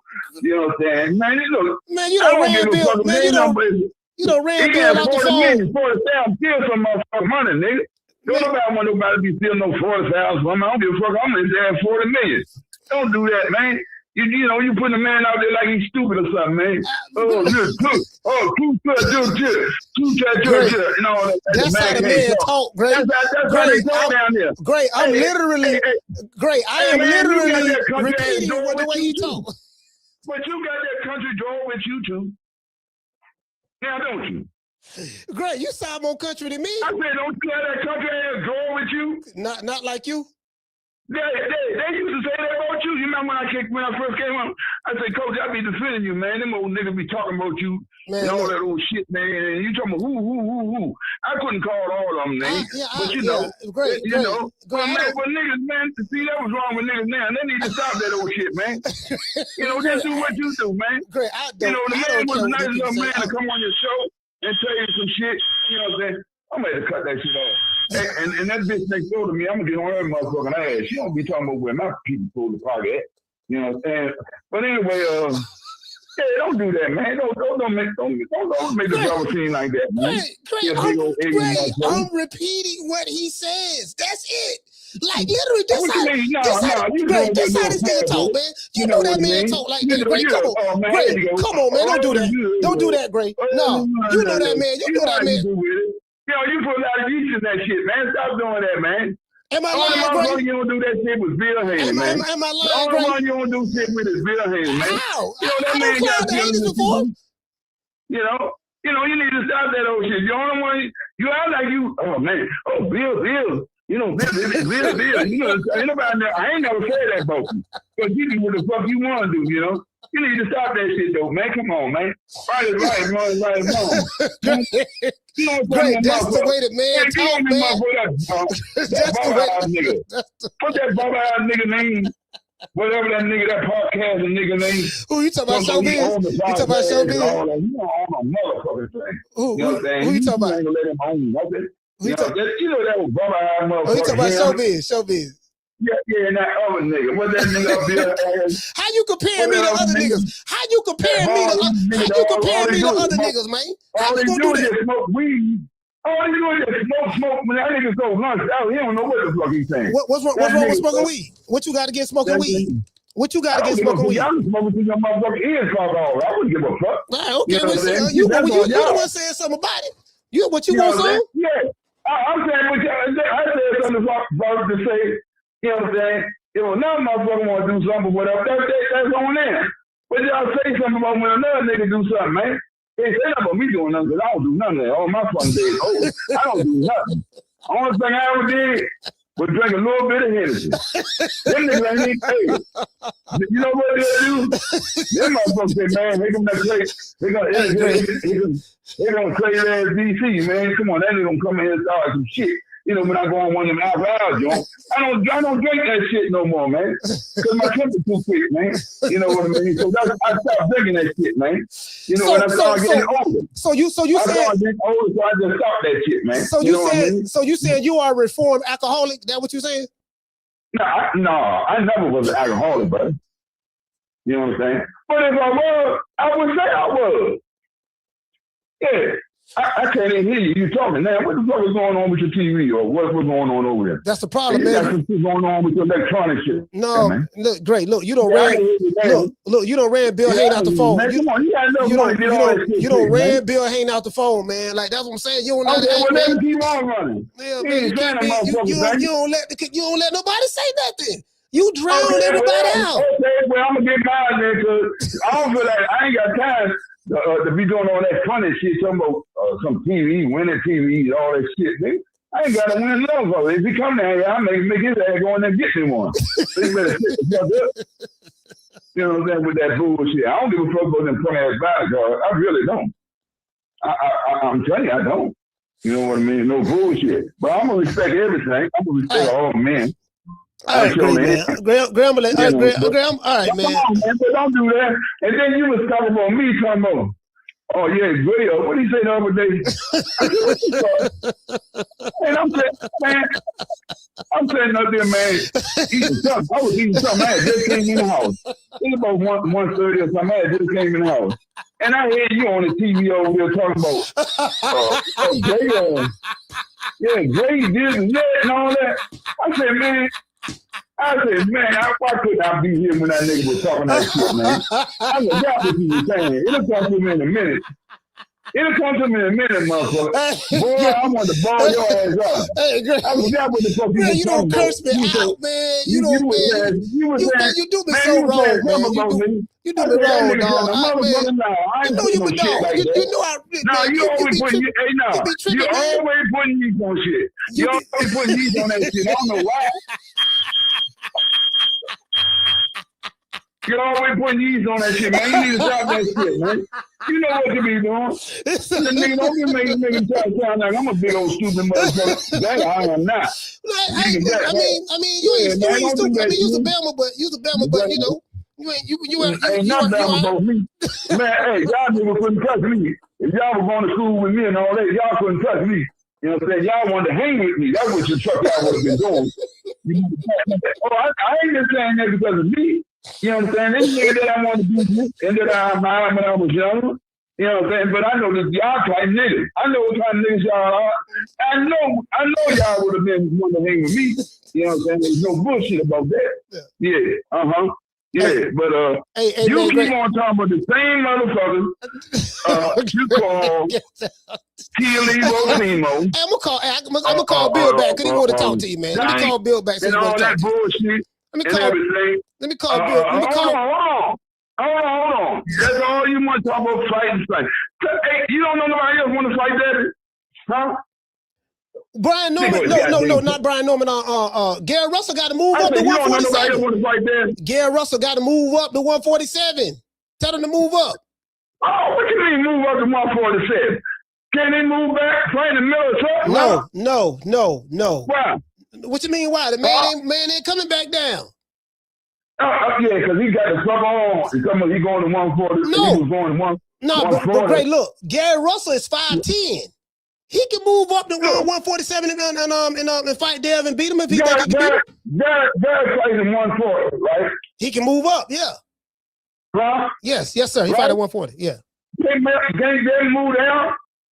He done moved down a little bit before. He won.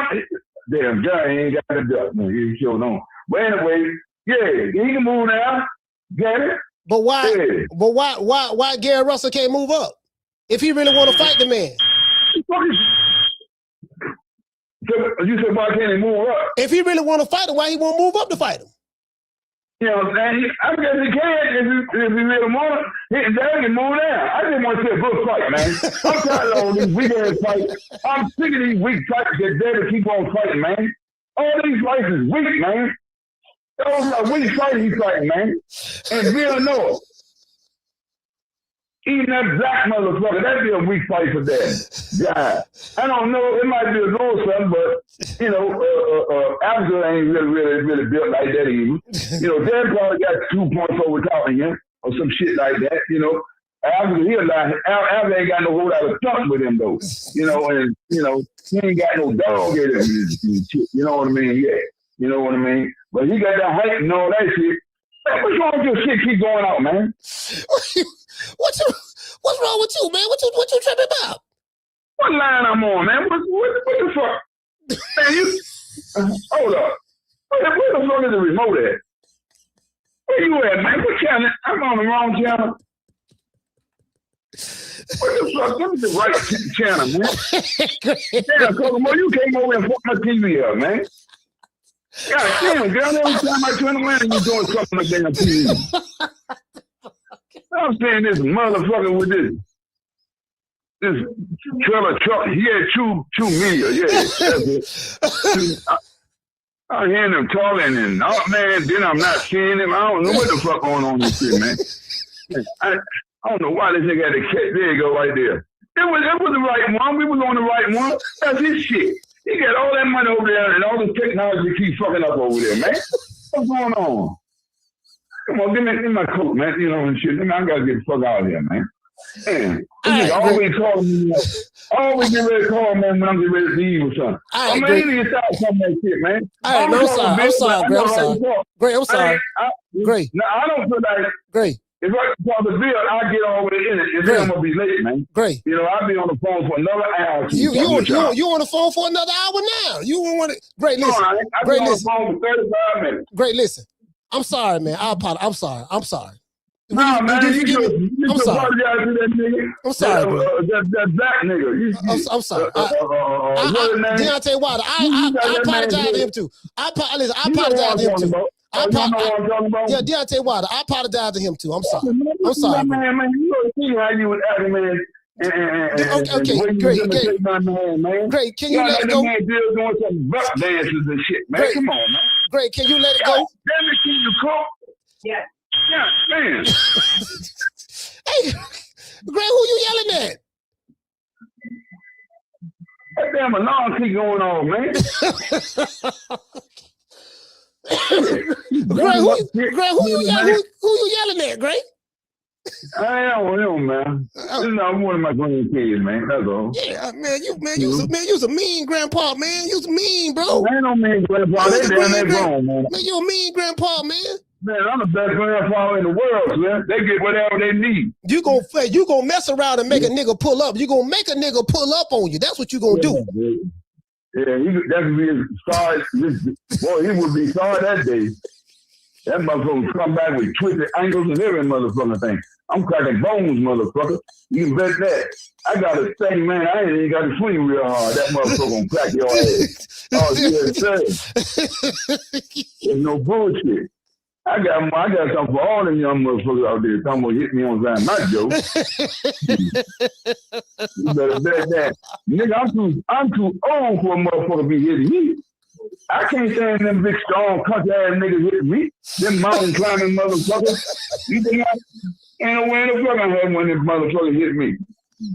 Every day they going in lifting them 500 pounds of weight and all that shit, man. Come on. Cracking me.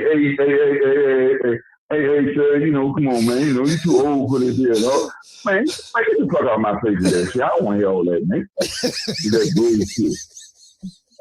You motherfuckers get on my nerve. I know you do. And tell me, I just get mad at these motherfuckers. You can see the dick in one of these niggas and they acting tough. Man, get the fuck on out here with that shit, man. Yeah, you talking about he can't fight Gary Russell. He can come down and fight Gary Russell. If Gary had a belt, he probably would. I don't know. But, you know, you don't want none of that motherfucking action. You know what I'm saying? You know. Hey, all them motherfuckers. He hurry up and get out that 140. Man, that nigga got out that motherfucking 140, what you call quick as a motherfucker. For one time. And he moving that. I can't believe that shit. Hey, Gray. That nigga, what, man? Come on. You know what it is, man. Man, I'm sorry. Gray, I'm sorry. You accept my apology? Nigga, do you accept my apology, yes or no? Huh? Do you accept my apology? All right then, man. Act like it did, man. Before I send them goons over there, man. I ain't gonna never be fucked up mad at you. Yeah. But yeah, I mean, accept your apology. But man, you know what it is. You need to stop that old bullshit you got with you sometimes, man. I can't laugh when it ain't funny, man.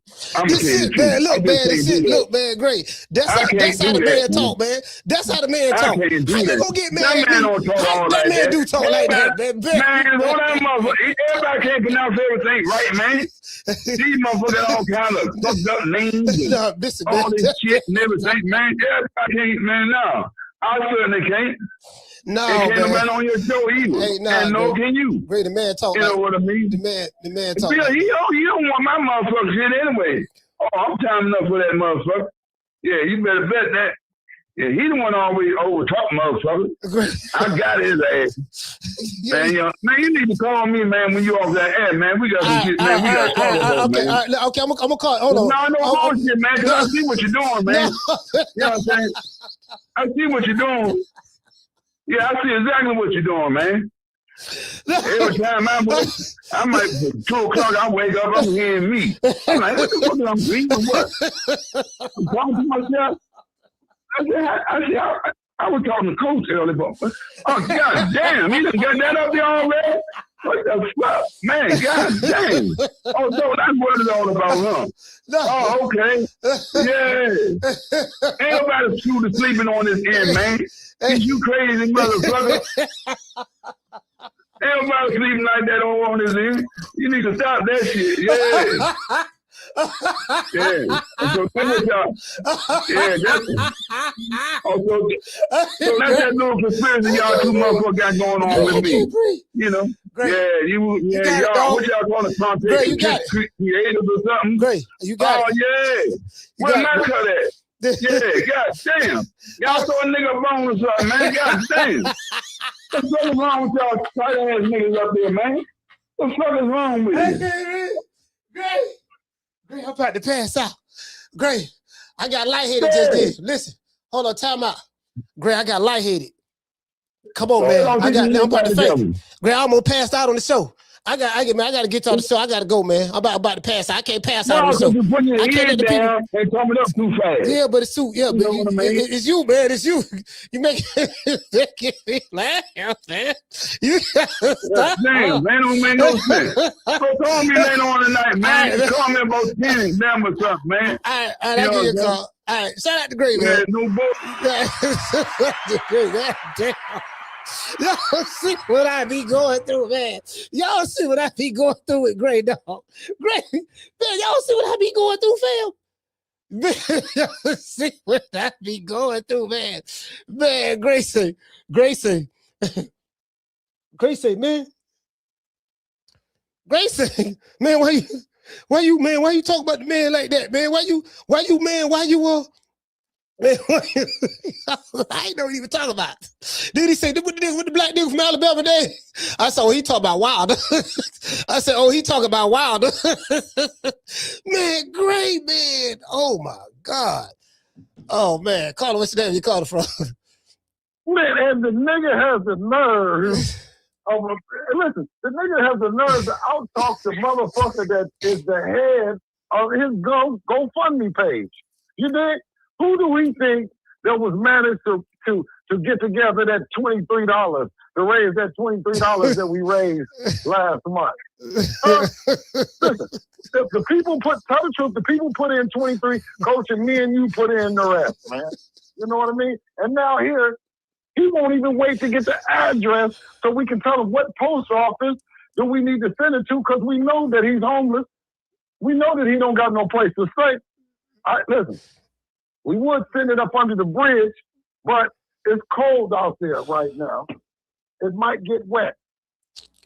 Man, great going off on me, man. You don't curse me out. I've seen Great going off on you. The man, I'm like, I can't do that with him. I can't do that. He got it. I apologize. I'm sorry, man. I'm sorry. I told him I was sorry. I can't do that with him. Man. He got it. He got it. Coach, as good as we done been when Gray's phone is off, when he ain't got his medicine, when he can't get back and forth, you know, to the Social Security office and shit like that, who looks out for him, man? Huh? Who looks out for him? And then he has the nerve to have and understand when he's having those episodes, right? You know what I mean? We understand it. when a nigga having an episode and he just having, you know, brain, he can't hold what he's saying. Man, he's just saying anything that comes to his mind. No, man. He the thing is, Gray be all over the place. Like, he mad at me about this one thing, but then he mad at y'all because y'all don't want to move down and fight Gary Russell. But I said, why Gary Russell won't move up? Then he feel like I'm your yes man. Then he no bullshit though. The last time we talked to him, he said he was going over to Gary Russell's house. Didn't he say that? Yeah, he said that. He said he said we're gonna go to the gym. He said we're gonna go down to the gym. Yeah, he said that. He said that. Yep. That's what he said. Yep. Now we get back on the phone and he don't want to talk.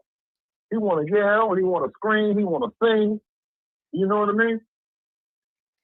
Yeah, he asking you when you gonna fight Gary Russell, but then he won't even let you answer. It's like he just overtalk everybody. It's just like, man, he asks you a question, won't allow you to answer the question, then get mad that you won't answer the question that he asked you that he wouldn't even allow you to respond back to. I'm like, man, yeah, it's like the security guard coming up to him after he done put the shit in his pocket. And he said, "Excuse me, sir." And he go to start arguing. He don't even want to let him get nothing in. You know what I mean? You know what I mean? The motherfucker's trying to tell him, sir, listen, sir, if you just take it out your pocket and put it back, you won't go to jail because, you know what I mean? You haven't left the store. I'm just trying to tell him you're not going to go to, and he keep on arguing, fucking tackle his ass in. Fucking tackle his ass. No, we can't tackle Gray, man. No, man, the man's 72. No, you got to. Look, I got to take up. Tackle his ass. I got to take up for Gray, man, because if I don't take up for Gray, man, he gonna call me back, cursing me out. No, man, I got to give you some pushback. You can't be talking about Gray. I don't want no smoke, because Gray gonna hear this. Okay, but I'm saying, what are you supposed to do when the security guard then caught the man stealing, he put the shit in his pocket, and then when you go to post and say, "Excuse me, sir," this nigga go, they're having a problem. He starts talking about everything, but what I'm pulling this over the top to him about. And I just want to tell him, because the last time I talked to him, we was in the same car. He jumped out at the stoplight. I ain't seen him since. And, you know, it's cold out there, you know, and I don't know if he's delirious. I don't know, you know, because listen, that cold, that snow and all that shit, it'll have a motherfucker thinking different if you're out there too long. You know what I mean? So if we can do anything, is we can offer Gray some shelter. You know what I'm saying? Ellie said he got one. Listen, man. Gray, god damn, boy. Gray was going off on his granddaughter. You heard him going off on his granddaughter? The smoke alarm kept going off. He said, "God damn it, do you know how to cook?" One thing I'm saying. She said, "Yeah." He said, "God damn, this damn smoke alarm, man. God damn, so he mad at this." No, I seen niggas get beat by Devin. I done seen all kind of emotions. Now, I done seen niggas get deep into no longer being a father and son teams. Yeah. I done seen niggas get beat in all kind of ways. I done seen fans but this is the first time I've really seen it happen where a nigga go crazy. He used to be more sane than that. That last, that Brian Norman ass whipping, that's simply moving the top right there. Yeah, the nigga lost any marbles that he had before. It's not even a conversation, even with you, Coach. He used to have a good conversation with you. I don't know. Listen, I'm going to tell you this. After all you done did for him, Devin has made, he even fell out with you. What the fuck did Coach do? He told my man, you done talked and you done did this. And hey, man, you do impersonations on everybody. Everybody. Oldfield, everybody. Now, why did he fall out with you when he wasn't impersonating him? I'll tell you why. Devin Haney. Devin Haney. I just seen these niggas, the name Devin Haney. Oh, motherfucker, you done named that motherfucker I just said Devin Haney. That's all No. He don't like the Deebo Dev. He kept saying Deebo Dev. That Deebo Dev. Yeah. Deebo. Why the hell you keep calling this nigga Deebo? This nigga ain't fought no guy. Then he just went them. So he don't like the Deebo. That's what the Deebo rub people the wrong way. Yeah, well, I do agree, Coach. Yeah. Nobody wants to see Deebo when he shows up. I don't think that they be wanting him to show up. The last thing that they want is to see Deebo Dev. The last thing they want to do is hear me. The last thing they want to see, because they know that they have something that belongs to Devin. It don't even belong to them. What's that? Deebo shit. What's that? What they have that belong to Devin? Belts, legacy, anything. Oh, the belts and the leg, yeah. Yeah, everything. Belts, legacy, money. You know how Deebo do. You know how Deebo, he say, what you got on my 40? Deebo said, is that my chain? And that's what Devin said. He says, them is my belts. Yeah. That's my money. That's my spot. That's why we call him Deebo Dev. Yeah. Hey, man, look, man. Listen, man. Look, bro. I got to defend Gray Rand, like, right now, man. Like, I know Deebo showing up. Okay, yeah, this is what we were talking about. So now, Saturday, Deebo gonna be there, especially invited guest by Turki Alashikh. Now, I don't want to jump the gun on this, but I'm jumping the gun. Okay, well, will Deebo fight the winner? Will Turki Alashikh try to make the winner of the Shakur and Teofimo fight? Would he try to make the winner of that fight Deebo next at 147? Ain't no secret that they on the list, and ain't no secret that the only man that I have faith in boxing that can make all the big fights happen is Turki Alashikh. And to do the unthinkable, right while those guys are fighting for what they believe is their biggest fight, he brings in Deebo Dev. I mean, that just within itself is remarkable, and the fans should get excited. I told him, listen, it's like Devin in a Bruce Lee karate flick. He's going all the way to the top, baby. It's just each and every, just a level. It's just another level. Wait, so are you saying this Dev right here? Come Deebo. Who? Deebo. What's up, y'all? What's up, Red? What you got on my 40, homie? They say that what they said. No, that what they say now. They say he come to 147, man. Motherfucker tucking their chain and shit. That's what they say. I don't know how true that is. Yeah. Mm-hmm. Everybody scattered. They said it was dead. Why every place that they go, that Devin go, they say it's dead? They said 140. They said 135 was dead. Then they said 140 is dead. Now they said 147 is dead. Why? Every place we go is dead.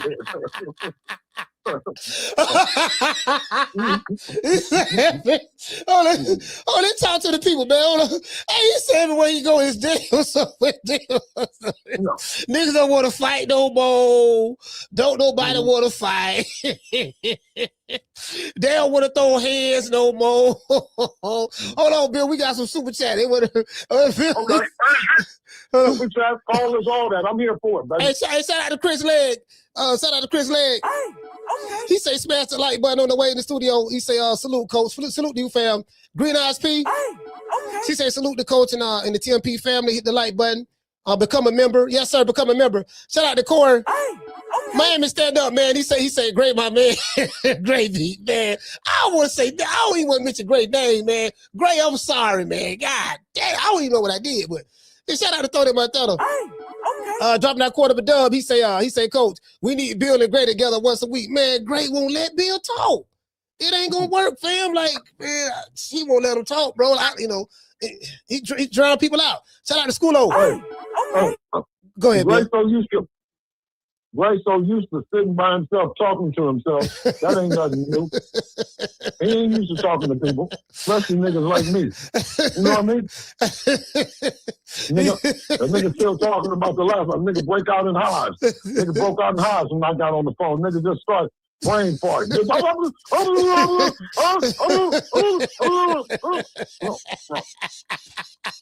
know, now he got to sit by himself to himself and say, well, how did I do? You know what I mean? And he's like, no. How did I do? How did I do? Yeah. I didn't let that. Yeah, I didn't let. No, he said, listen. Yeah, I didn't let that motherfucker. The people hear him say anything. I won that. Yeah, I got him. I didn't let the people say nothing he said. Nigga, if you don't take that shit back to that elementary school that you spent your last days at, that you got kicked out at, that elementary school that you know that you had so many problems at, nigga, if you don't take some games back to that place, that shit don't work.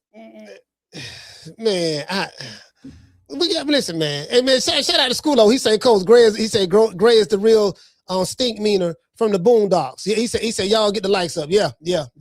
Shout out to Ramon. He said Deebo Media Podcast.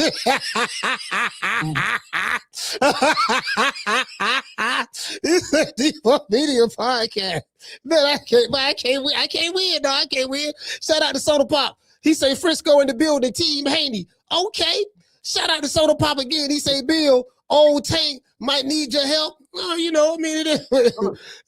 Shout out. Listen. The one thing they can say, this is true media podcast, you know, where a nigga get a chance to shoot your shit off. Coach, this is not no protection. This ain't no gang banging. This ain't nothing. Coach puts me on here. And listen, if somebody else got something to say, call in right now. If you think they called it right now. Somebody called it right now, Bill. Hold on. Call in. Hold on. Somebody called it right now. Hold on. Hold on. I got it. Hold on. I got it right here. Caller, what's your name? Where you calling from? Hey, CJ from the 504, Coach. CJ from the 504, man. I got Bill Haney on the phone. Talk to me. What's going on, Bill? I got a question for you, man. Hey, come on with it, King. So, I'm a fan, first and foremost. But after the Ryan fight, right? After the Ryan fight, you know, they had a lot of things going on in the media. A lot of people were down in Devin and things like that. So, my question to you is, what did you in particularly do, or what did you tell Devin to keep his mind like on a straight and narrow path so that like the outside noise didn't affect his trajectory and where he wanted to go in the boxing world? And basically, how did you keep him on a straight and narrow and like not trying to have him shift down with all that bullshit going on? You understand what I'm saying? Yeah, well, you can only be the example of what the energy that you coach and you want to bring out. You know what I'm saying? Because they're going to play off of your energy. They're going to watch you and see how you feel about it. Then they assess it and draw from there. He see Pop, he see me like, okay, well, shit, that's what he on. You know what I mean? Now he got a choice to be on that or not, you know, and that's all that we can do, you know, as coaches, as parents, managers, right? You know, I mean, I got the attitude and the belief that he's the best in the world. Or none. Best feet, best jab, best everything. Skill set, from a skill set standpoint, he showed so much versatility in his style over 33 fights. He showed adversity. He showed heart. He showed everything that makes him the pound for pound number one fighter. But guess what? That's not what they're gonna say. Their job is to try to dismantle our mental, right? Make us think that it's not what it is. That's their job. And the more that we show them that we're focused on who we are, you know what I mean? The difference that it's going to show in Devin versus everybody else. I got you. One more question before I get off. One more. So if you don't particularly get the fight that you want at 147, say that you don't get one of the other champions, Pacquiao, and you don't get one of those WBO champions coming up and forcing a mandatory to fight Devin, are you eyeing going up to 154 and getting Xander Zayas in the window of that a box fight? Xander Zayas is definitely on the radar. Okay. All right. I appreciate the call, Coach. All right, salute, fam. Absolutely. Man, shout out to CJ from the 504, man. Oh man, my bad. Damn. Man, I don't hung the phone up on Bill on accident. Damn, my bad.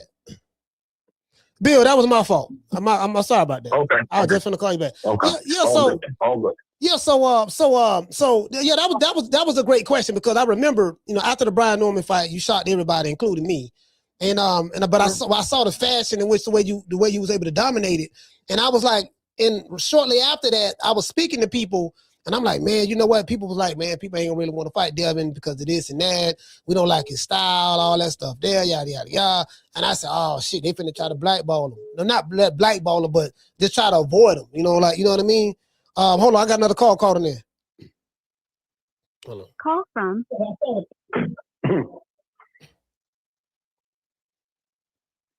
Caller, what's your name? Where you calling from?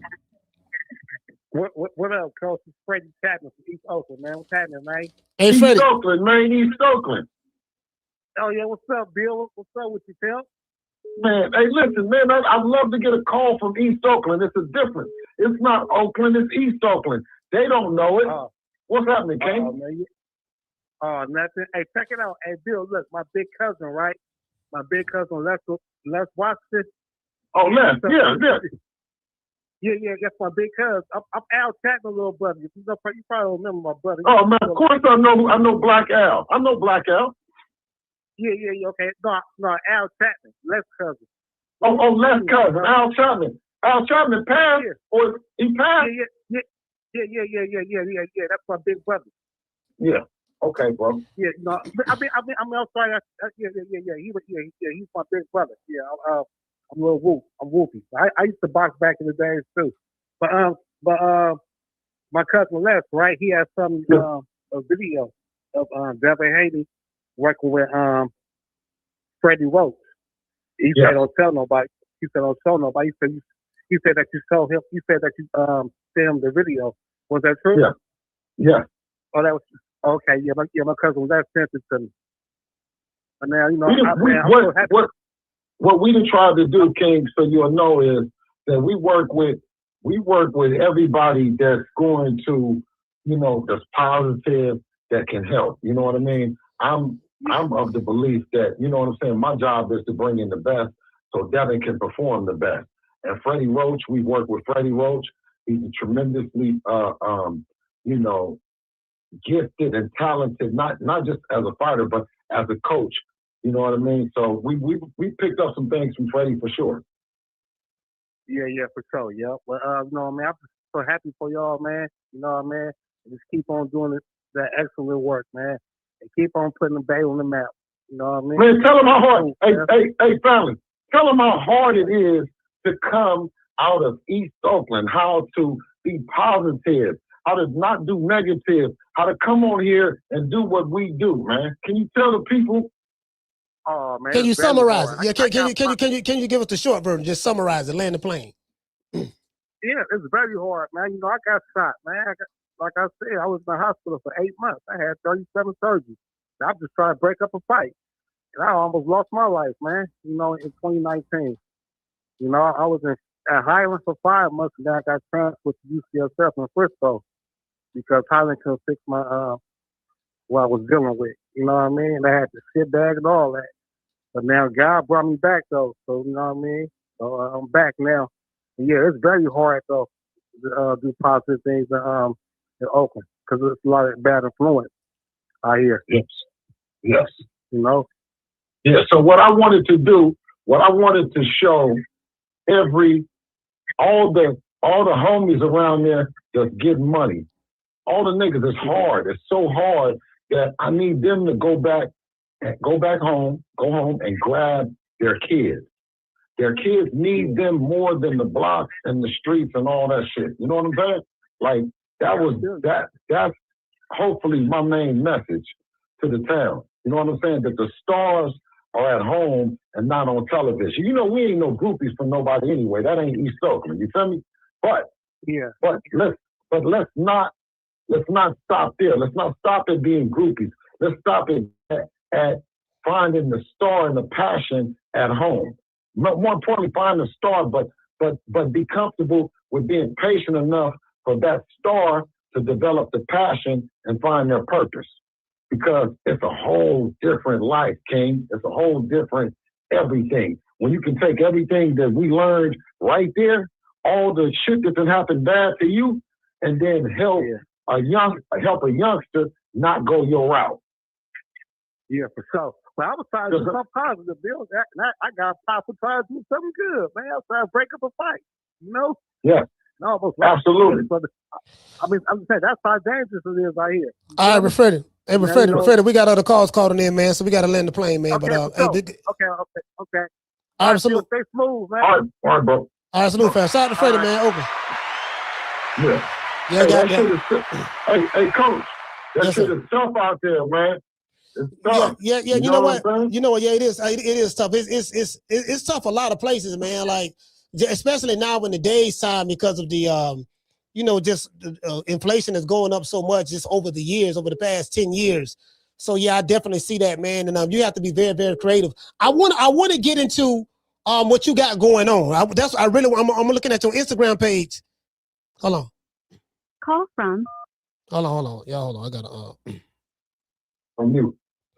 Yeah, sorry about that, Bill. No, I got somebody on the call, but I'll talk to you about it, Bill. Caller, what's your name? Where you calling from? This Reese from East Oakland, back to back, baby. Reese, talk to me. Yes, sir. Reese on the phone up. Reese on the phone up. Okay, we can't hear you. We can't hear you. Bill. Yeah. No, he on the phone up. He on the phone up. Okay. Yeah, I didn't touch call it. Back. Yeah, he had a call. I didn't touch it. I was just writing down his name. Reese from East Oakland. Okay, hold on. Is this? I wonder this him. Hold on, Bill. Let me see what this is. Because I want to talk to Bill about. Call from. He's from the Bronx.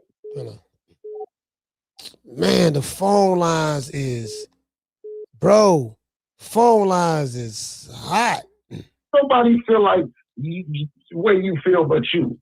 Caller, what's your name? Where you calling from? It's G5 from the Bronx. You say Esoc from the Bronx? Boogie down. It's G5 from the Bronx. Oh, G5. Talk to me. I've been talking to G5 before. I've been talking to G5. What up, Coach? What up, Bill? What's going on, Doc?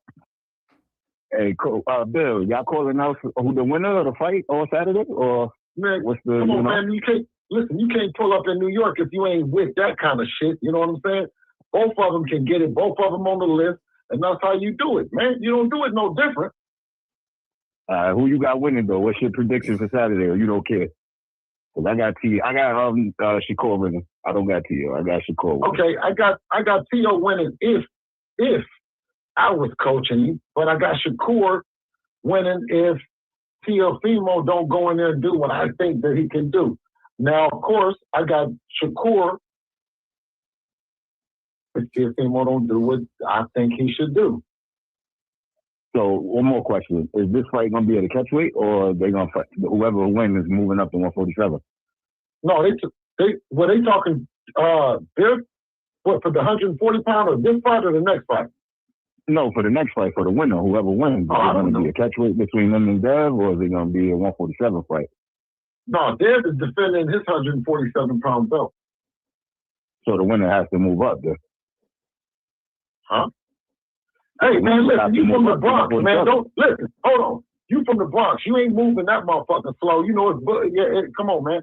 It's y'all with that shit, man. You gonna pull up and take the shit off the man or not? Or you gonna be asking them goddamn questions? Niggas, it's too cold outside, man. If a nigga gonna come in and put that lip down on nigga not. Huh? What you say? I'm saying I'm indoors, baby. Yeah. No, but it's too cold outside, man. So a nigga be doing all that talking and whispering, man. Is we gonna do it or not? You see what I'm saying? That's what niggas from the Bronx represent. That's what niggas from East Oakland represent. I mean, that's what niggas from East Oakland. Man, I want to see who's the already best. know. Listen, that's why we put him on list. But that's why we put him on list, because he is a bad motor scooter. You think we was playing? We didn't put no chumps on there. You did? Yes, sir. Yes, sir. Yeah. All right, that was my call, Coach. Thank you. Bill, y'all have a good one. Hey, man, shout out to G5, man. G5, the Bronx, the boogie down. The boogie down. Hey, Bill. Man, this phone lines is hot. There's another call coming in. Hold on. Hey, look. Call from. Hold on, it's the last call. Hold on, Bill. Hold on. This is the last one for now. Go to stars at homemedia.com and come on and join the wave. I'm doing my best to help parents, fathers, high performance athletes, coaches, executives, right? Bring out the best in them. You know what I mean? Hopefully the parents can see that they're great partners in their last name and not their first, and find, you know what I mean, even better, more fulfilling job on the back end. I'm finna pull it up. I'm finna pull it up right now so they can see it. Hold on, this is the last call. Caller, what's your name? Where you calling from? It is hard. Hard one from Chicago. Hard from Chicago. Talk to me. H-A-R. Hard. Direct. Yes, sir. Chi-Town. Hey, yes indeed. Hey, Bill, man, again. Hey, man, you and Devin keep showing y'all integrity. I ain't scared of no smoke. And I think that after Shakur cooked this dude, Teo, I think Shakur and Devin might be the best. He's gonna decide who the best two of this generation. That's my opinion. Hey, listen, it's always good to have a great dance partner to bring out the best in you. I think that you've seen with Devin, different fighters bring out different shit that he has in his arsenal. So, you know what I mean? Bar none, you know, Devin is that guy. He's the face of it. He's the guy that can fight everybody. It's the guy that can beat everybody. It's the guy that's going to give everybody the most problems. That's why it's always been Devin Haney versus everybody, and ain't nothing changed. Hey, man, keep doing y'all thing, Bill. I'm rooting for y'all. Hey, man, shout out to Hard, man. Chi-Town, stand up, man. Y'all stay warm up there, man. It's cold up there, Bill.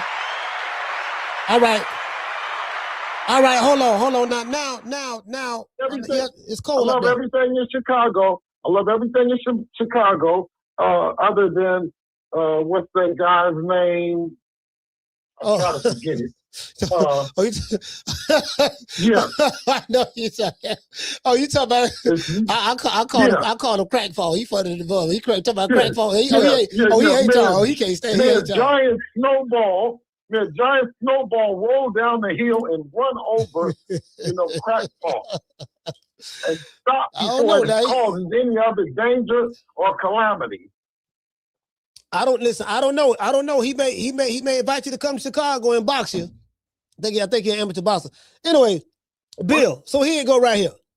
So I got everybody seeing the actual, this is your website. This website is called Stars Media. I'm dropping the link in the bottom. Stars at home. Stars, more importantly, not just Stars. Yeah, Stars at home. Stars at home. Yeah. And listen, Coach, we don't drive that home enough.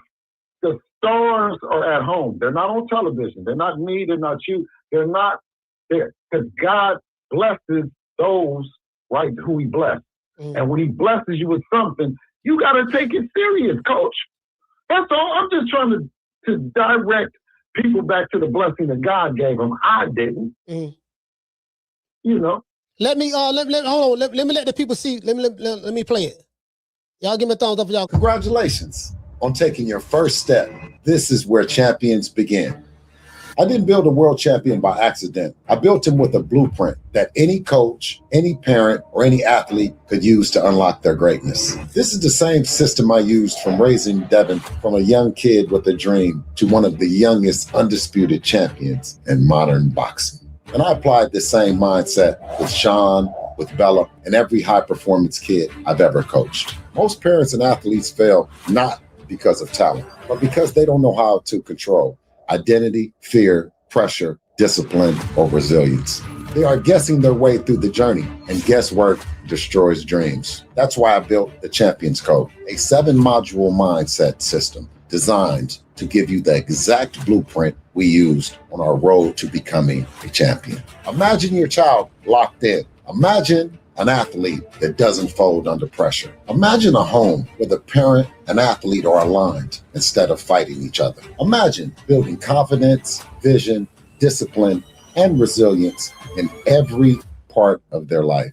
If you are ready to stop guessing and start guiding, click the link and get inside the Champions Code. Inside this program, you'll get identity training, vision work, how to turn fear into focus, how to build ice-cold resilience, how to build daily habits of champions, and my parent-to-partner blueprint, the heart of raising a high-performance kid. If you're a parent, a coach, or an athlete, this is your new competitive edge. I'm inviting you to join us now. Your small victories start today. Let's build your champion. Thank you, Coach. Thank you. Man. Thank you, Coach. I appreciate that. I appreciate that, Coach. But more importantly, because it's helping others. It's helping other people see that they got something, Coach, because they do. You know what I'm saying? God gave me a super talented kid in Devin, but I also have a talented, my oldest son, he's in flight school to be a pilot, and we have dreams and aspirations of having a plane and him flying it, and it's just beautiful. Sean is my other kid, he's boxing, and then I have Bella, who's playing tennis and in a wonderful school in New York. You know what I mean? So parent to partner for me means being the partner in each one of their lives, not being Bill Haney, right? I have to be a supportive member of their dreams and their passions. And through that success, I have found, man, an amazing job, bro. Yeah. You know what I mean? And I'm hoping that somebody else, man, is looking at their kids the same way. You see what I'm saying? Because if you're not, bro, then you're not observing what God has blessed you with. Because you choose the house, you choose the car, you choose the wife, you choose everything else. You only get blessed one time when you were born, and the next time if you're able to have kids. It's funny because when I talk to people on the show about you, I say, look, man, and I talk to me and Bill talk. We don't really talk about no boxing. We talk about some other shit. Like we talking about business and marketing and when you showed me this, I didn't say nothing to nobody. I kept it to myself until you revealed it. Now I can speak on it. Yeah. And I'm like, man, I say, Bill, man, you right over the bullseye. You right over the target. Because this is something that you're doing in this field that no one else is doing. Now I'm starting to see other guys, like I'm starting to see, Terrence Crawford, strength and conditioning coach, now that Crawford is retired. And I used to always say that when I used to go to Omaha. I say, okay, man, well, once Bud retired, what y'all gonna do? Do you get what I'm saying? So it's like, and what I love is how you was able to compartmentalize, all your knowledge and years of experience and people who you work with, and then the proof is in the pudding. You have beautiful children, but you got Devin Haney in this field of boxing, and he's a world champion, and that's not easy to become in boxing. This is a very, very hard, difficult sport. So you have to have some type. You have to have a level of life in general. It's hard to challenging to stay connected with your kid in any field. You know what I mean? It's going to take support. You know what I mean? But more importantly, it's going to take a partner, being a partner. And so many times kids look for partners, what we call friends. They look for partners to partner up in on their visions and their ideas. And sometimes they're not able to get the support from the parent because of the age gap of wisdom and all the things. You know what I mean? That sometimes don't align. But we need to restore that. We need to bring that back into the forefront of our responsibility, and the one business that I say that, means the most is family. Yeah, it's amazing because I'm sitting back listening to this, right? And, it's very, very professional the way you laid it out. I love it. And it's crazy because you're doing something that's really close to my heart. You inspired me, whether you know that or not, because we've been talking about this for a while. And then you surprised me when I saw that, damn, he actually sat down and put his program together. We used to talk about this here. I had no idea that you were actually doing it. But you actually, you know why I did it? Why? You know why I did it? I did it, Coach, because a lot of times, right, I found that I've screamed at the top of my lungs.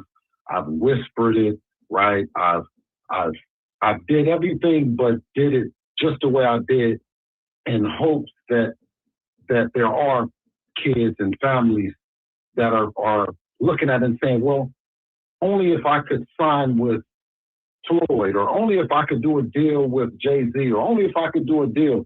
And although those deals are comforting, right? But it's not impossible for you guys to do it yourself. You know what I mean? It's not impossible to have belief and faith in that vision that God has given you. And listen, and more importantly, to understand that we don't see it and we don't understand it because God gave it to you and didn't give it to us. So while you asking for permission and you're asking, you know what I mean, what we think, no, we don't think or we don't know or we don't understand because God gave it to you. You got to show us. So you got to show us. So basically, what you're talking about, from what my understanding is, mindset. You know, like like right now, I'm taking a course right now. It's a 4-month course. I'll be finished. But you know, the first thing you got to do is mindset. Your mindset has to change, and you really got to believe. So what I gathered from that video is the mindset. And then it's something else that you said. It's something else that you said. You said guessing your way through. Most people do try to guess their way through. I tell people in the chat all the time, I said, it's one thing in life that I regret. It wasn't anything that I've been through and all that stuff there. There's one thing that I regret in life. The number one thing I regret, Bill, is I say I didn't listen. Because by me not listening, I went through certain hardships in life that I did not have to go through. Had I listened, I wouldn't have to go through those things. So when you say something, when you said in this video, guessing your way through, the most important investment that I tell people you can make now that I know, and I don't want to talk too much, is getting a mentor.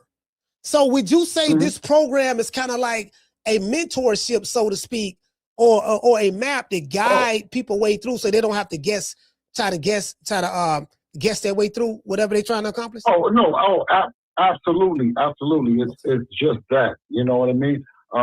In its most basic form down to you can actually get me or one of the coaches that affiliated with us involved in your next step. You know, having someone that has a second eyes on it, a sounding board, a coach, all those things are at Stars at Home Media. But more importantly, it's all going to come from your vision and not ours, right?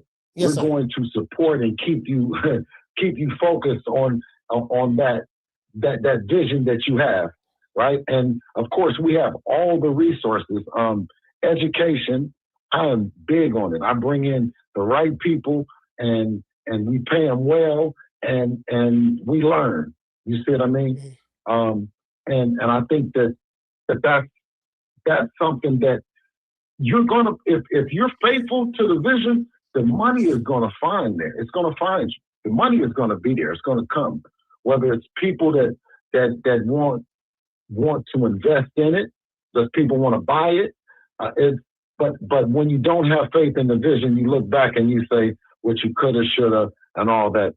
So I think that's one thing. The mindset has to be at all times faithful. So how did you come up with the name Stars at Home Media? How did you come up with that? And what does this mean? I mean, that's all of my kids are stars in their own right. And in that, they deserve to have that big homie that called in. And more importantly, he says, "Man, I got shot. I've been through this. I've been through that." No, you're perfect. Why? Because now you're able to articulate to someone that can believe you that that's the wrong way to go. You see what I mean? Yeah. So that's the combination of balance that happens in life when he gives to those that have been through so much. He gives them a blessing of having a kid that you can articulate those things in those spaces. Then it becomes the kid believing in the parent. Yeah, and it's a job. It's a job, and it's the most fulfilling job, the best job that you should look at. It's not something that you look at, bro, when you say, "Oh, you know what I mean? I'm tired of this. I'm tired of him. I'm tired of this kid with this." Yeah. No, my kid was fighting. He was fighting. He was fighting in school. He was fighting everywhere. Devin. And I told him, I said, "Okay, you think you know how to fight because you have a dad that then taught you how to put your hands on you. I'm gonna take you to the gym." In going to the gym, a coach said, "Your kids are natural. I said, wow. I said, wait till I get back and tell the homies and the girls that I know and everybody, them little badass kids are future champions. Nobody listens. Nobody listens. But through Stars at Home Media and the modules and everything that was produced by a wonderful team of people, right, who have witnessed the journey and was able to articulate it and put it in video form and all the other stuff, we have the complete package of my mindset and our blueprint to success. Hey man, I can go on and on about this because this is my lane right here. I tell people, man, like what you doing, those modules and stuff, very educational. I told you I've taken every training class known to man, and all the training classes that I've seen was very, very similar to the presentation that you put up right there. So I know it's very professional. I told you some of the names. For some reason, Coach, that along in my journey, there was no place that I could call.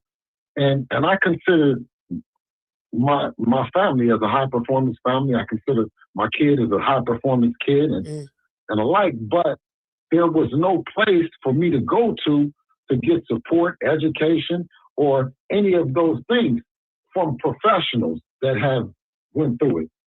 So, and on our path and our pursuit for the world titles and undisputed and all those things, right? I was very conscientious that, I wanted anyone to be able to do it. And through that process, it meant turning down some deals that were incredibly comfortable, meaning they would do everything. And I said, yeah, that's cool, but we can do just what you guys are doing. And within that vision, everyone has it. If you have that vision in your business, you know what I mean, in your family and so on and so forth, then push. God gave it to you for a reason, and that's what you find in the champion code. Okay, the champion code. This is another thing, right? Let me ask you this. Pivot a little bit. Okay, you have in boxing, you have your detractors, people who may like you or not like you for whatever the reason may be, right? You put this together. Like I tell people, I say, look, man, this is a side of Bill that y'all don't know, right? They know. I guess they know the promoter side, and the manager side, and stuff like that. But this side right here, like, go ahead. What's true, Coach? Let me just even help you out because it speaks for itself. What they say is that we're nothing. We didn't come from nothing. We don't have no experience. They say all those things, but what they cannot say is we're not 3 divisions champion, youngest undisputed champion to defend on foreign soil, to come back and defend again defend undisputed against a pound for pound great, move up, fight two other divisions to become the 3 division at 27 years old. So I'll accept. Because I want to wear it. I don't mind. I'll wear everything that they say that we're not. Everything that they say Devin is not. But then you have to say what we are, okay? And within that framework, and from that has always been our message was, man, you can do it too. I'm looking at on the screen right now. I see Teofimo and Shakur Stevenson face to face with each other, just to pivot a little bit right here on the screen. And I know that Dev is going to be right there ringside. And I'm gonna be honest with you, Bill. I met I don't know, man. I don't know. I don't see Dev. I don't see if Shakur was to win this fight, and I'm picking him to win. A decision. I don't see him moving up to 147 to fight Devin. I don't see that fight. More than likely, if Teo were to win, I think win or lose, he's going to move up to 147. I could potentially maybe see Turki Alashikh making that fight happen more so than Shakur. Am I right in my analysis, or am I looking too much into it? I mean, when you looking at the person across from Deebo, you might see it all kind of different ways. Yeah. I don't know. It sounds like you seeing some shit. You see Deebo coming up. Yeah, no, yeah, no, that's what you know. No, the reason why I say that is the reason why I say because it don't start. And that's when shit don't be adding up. Shit starts sounding different, and shit this and that different. Yeah, and that's why I said is that me and you can have a perfectly good conversation about some regular shit that we agree on until Deebo show up. When Deebo show up, and these niggas start acting different. Niggas start acting different. They start saying different shit and all that. I was like, damn. Mind you, I'm not Deebo. I just hang out with this nigga. You know what I'm saying? I just know him. So, you know what I mean? I be right over here with y'all. And then when he pivot over here to Deebo, and then motherfuckers go shit not adding up and no understanding. And man, so what if this and that? Man, come on, man. That's why I tell him, I said, listen, everybody go out and get the champion code. You know what I mean? StarsAtHomeMedia.com, man. Because guess what? You might got one at home too. Yeah. Yeah, and if you take the time out to invest in, you know what, bro, it's like my mindset is so, you know what I love about this, Bill, and I don't want to hold you too long, but what I love about it is this. I tell people, I say right now, I'm on the highway, and there's no traffic. So I feel what I mean by that is, what you're doing right here with the Stars at Home Media, you in the lane. Forget a lane. You in the highway where there's no traffic. There's no competition. The reason why is because ain't nobody doing it in boxing.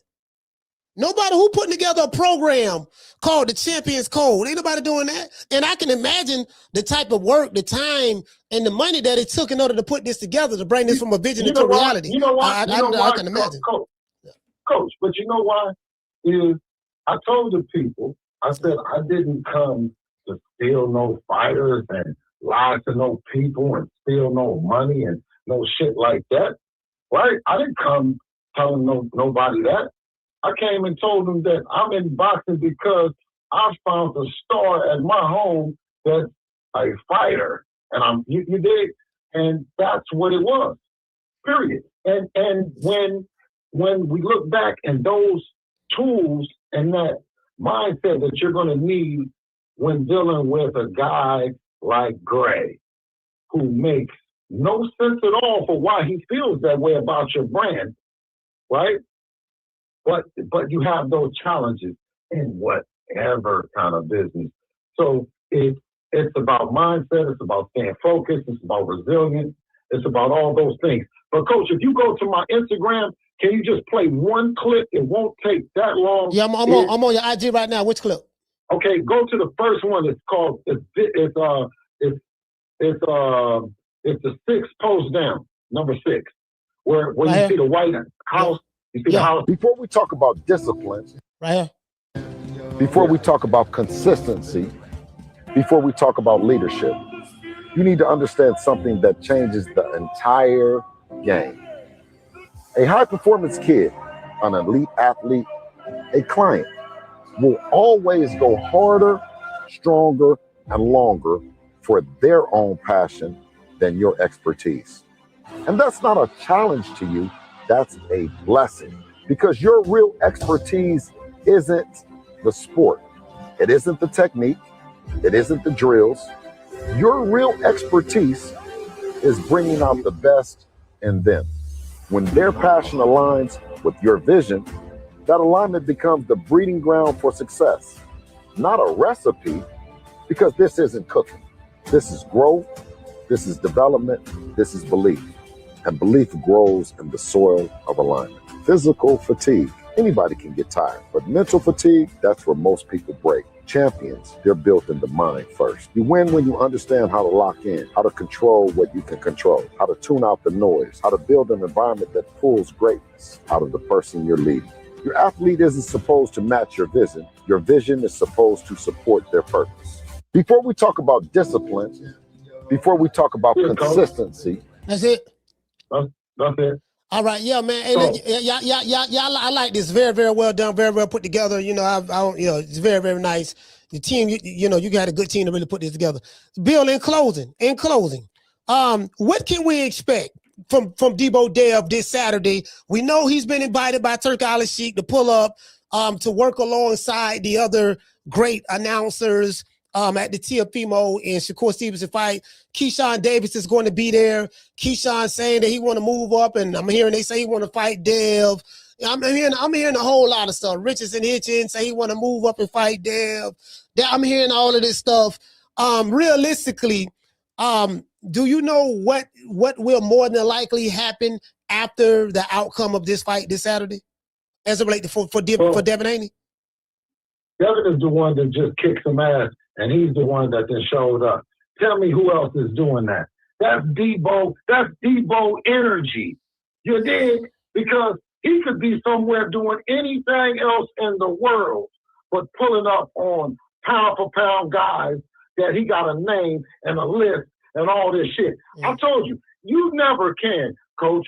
Just stay focused, because I know the audience forces you to ask questions that just so Deebo just making you look like a bitch type shit. Not you per se, but Coach, do you hear what I'm saying? He brings out the wrong energy. I keep saying that over and over again, because when you come in this kind of snow and it's cold, I said it's cold and it just got colder. Yeah. You see? And all the time that I talk, I give it to him, and that goes back to being careful and being able to differentiate between the two. I can speak as articulate as what we need to speak, but when somebody says some shit that doesn't line up, what else can I do, Coach? Yeah, so it don't be making sense. It don't be making sense. It should be what the fan base should be doing is saying, I'm glad, Deebo, you're pulling up and you're doing what nobody else is doing in boxing. You're defending undisputed. You're traveling to different places. You get on undercards. You do main events. You do it. That's the only thing that you can do, Coach. You can't do both parts. So what are your expectations after the fight Saturday? Is that, would there be any announcements that you know of? Well, I know this. I know Core is the same size, height-wise. You see him and Bud. Yeah. You seen Bud, he hanging out with Bud. Bud went up 2 divisions, you know what I mean, and fought Canelo, dog. We come back and we start talking about this other shit when Deebo is involved that can't happen, and no, you start laughing. Yeah, no, I'm laughing because he said you got to be on the, what he said, you know, rehydration clause or catch what he said. Rehydration clause. I don't know. It just don't listen. Yeah. But it just don't make sense. It just ain't consistent. It ain't what you should be talking about when you talk about bad motherfuckers like them. And I'm saying this. You got what I salute is that fight. Shakur and Teofimo gonna be a hell of a fight, right? And also the fact that Devin would come to the fight, right, shows where boxing is and where it's going and what it looked like. Anything else about talking anything else and having somebody go back with a bunch of words and all that other shit, let's not. You know what I'm saying? Yeah. Okay. Let's just keep it 100. Let's just keep it 100. I got respect for them. I got respect for the team. They on the list, and Devin is coming to the motherfucking fight, and that's really what it is. Period. Hey, Bill. In closing, I noticed that Devin Haney is he liked amongst a lot of the other boxers? I mean, in his peers. The reason why I'm gonna tell you why I'm going at with this. No. Hold on, I'm gonna tell you why I'm going at this. Yeah, I know that. I'm gonna tell you why I'm going, because you know Shakur and Keyshawn, they call themselves brothers. They brothers, Okay. and they've been blessed. They're not gonna fight each other, this and that. And you don't Dev seem like Dev was knowing Shakur before Keyshawn knew Shakur. yeah. I know that.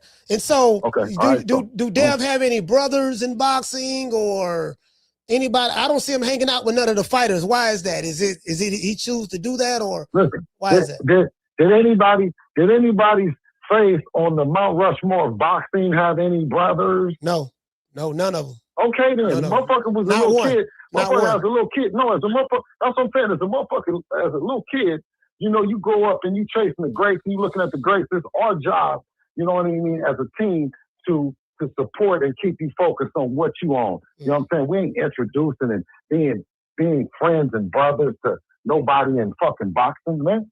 Don't care nothing about that shit. And I'm gonna tell you this though, y'all, the people, don't care nothing about that shit because you got one guy that don't care about it. You got another guy, they showing brotherly love or whatever, and you bashing them niggas.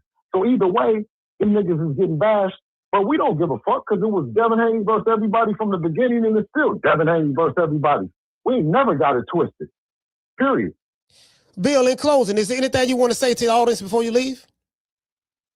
I mean, I didn't close this so many times. I thought we was leaving it open for some callers that Mike was pulling up that had the gray energy but wasn't gray. You know what I'm talking about? But so let me say this.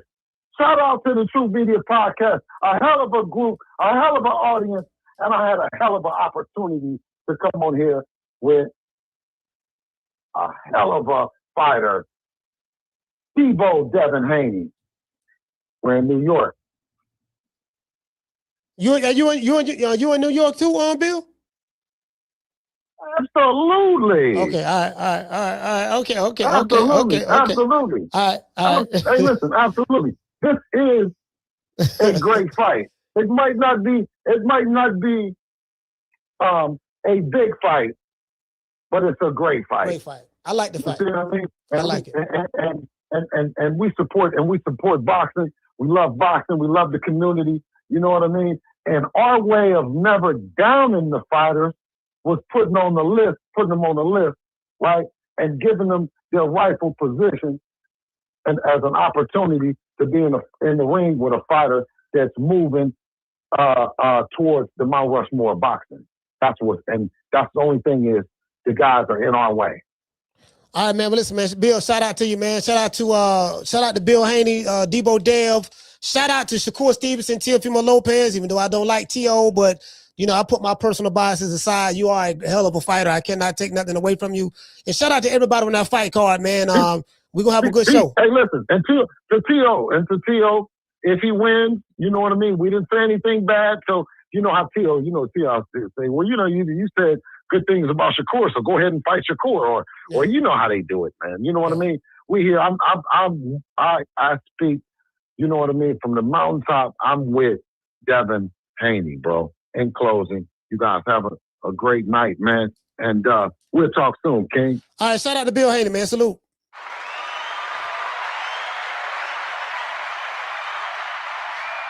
Yeah, man.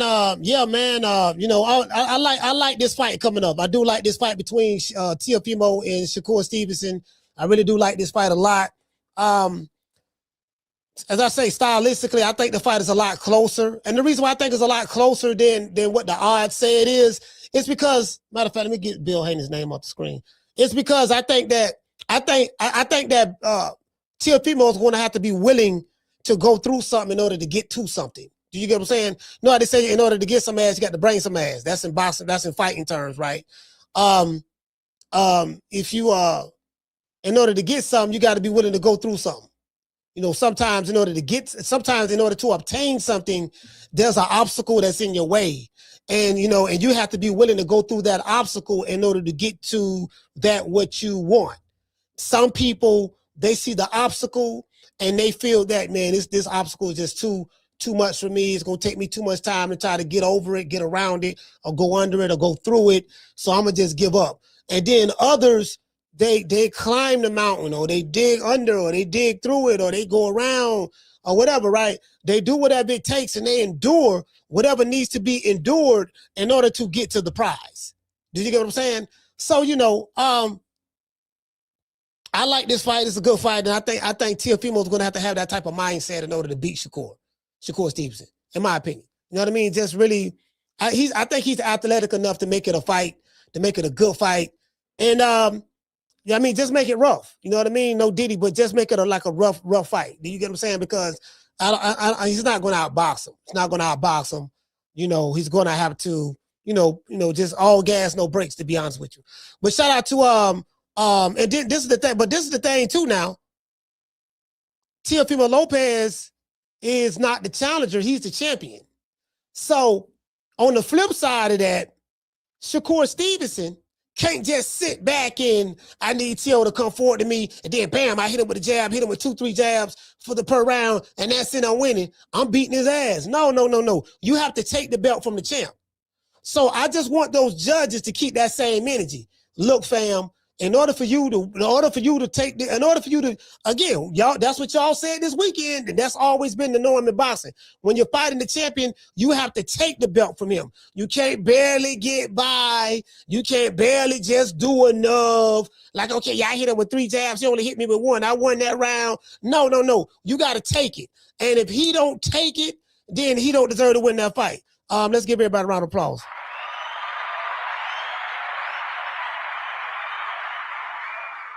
Yeah, he got to take it. He got to take it. He can't sit back and tap. No, he can't do that. He can't do that. He can't. No, he got to take it. Shout out to Mr. Nice. He say Bill and Greg like Floyd and Brian Kelly. Yeah, man. It is what it is, man. Shout out to everybody, man, especially the hood. You dig? Where the hood at? I want to thank the whole hood who came out here. I love y'all. I did this for the hood. Y'all know I beat that boy. You can't be the challenger barely doing enough, and then at the end of the round, you and your fans talking about, oh man, he got robbed, he won. No, he didn't take it from the champ. That's the same thing you said when Ever Della Santos, when Andy Cruz fought Raymond Murathala. Andy Cruz landed a lot of punches in that fight. But stylistically, he fought that fight lateral and on the back foot. And then the last 2 rounds, 11th to 12th round, he didn't really do nothing. So he didn't take it from the champ.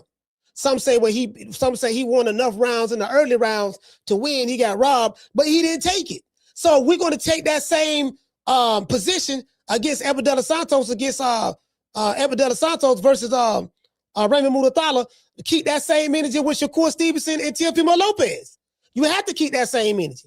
Shakur need to step and fight Teofimo the way he did Josh Padley, the way he did Jamel Herring, the way he did Oscar Valdez. You know, he got to fight like that. That's what he got to do. If he don't do that, he don't deserve to win. He got to take it from the champ. We got to stay consistent, period.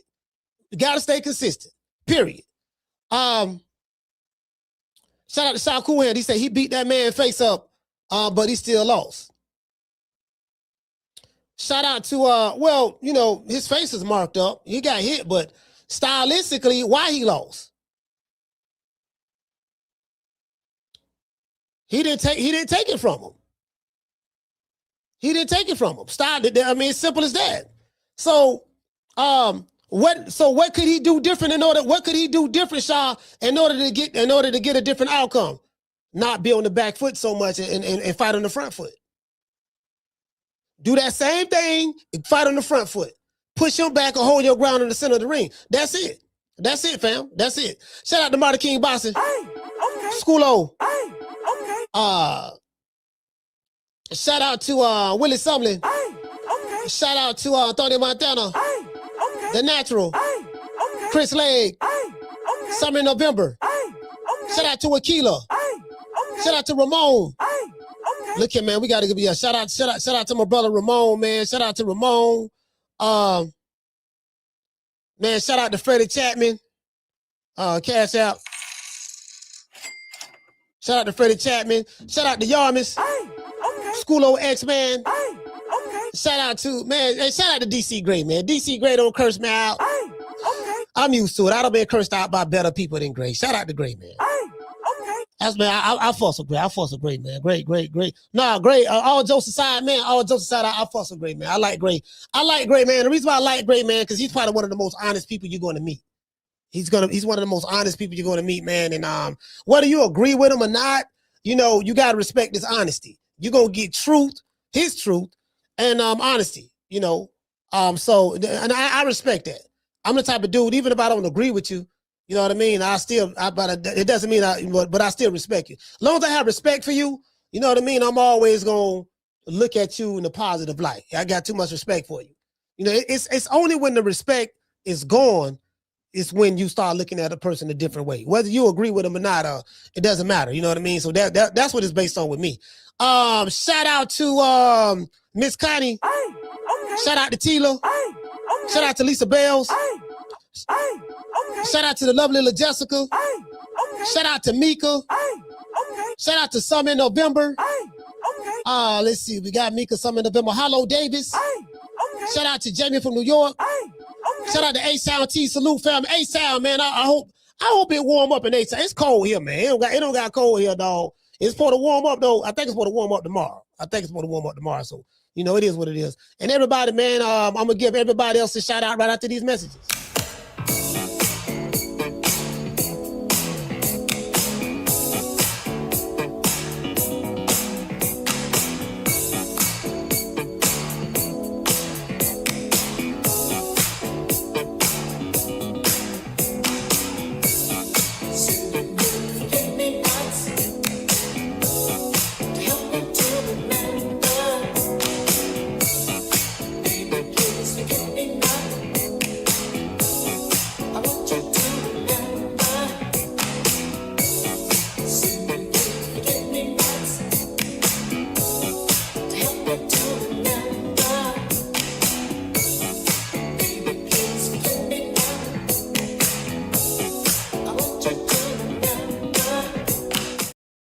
Yeah, man. And listen, man. Like I said before, when I talked to Bill, that's what we be talking about. Like I knew he was working. I didn't know he was putting this program together, but he finally did it.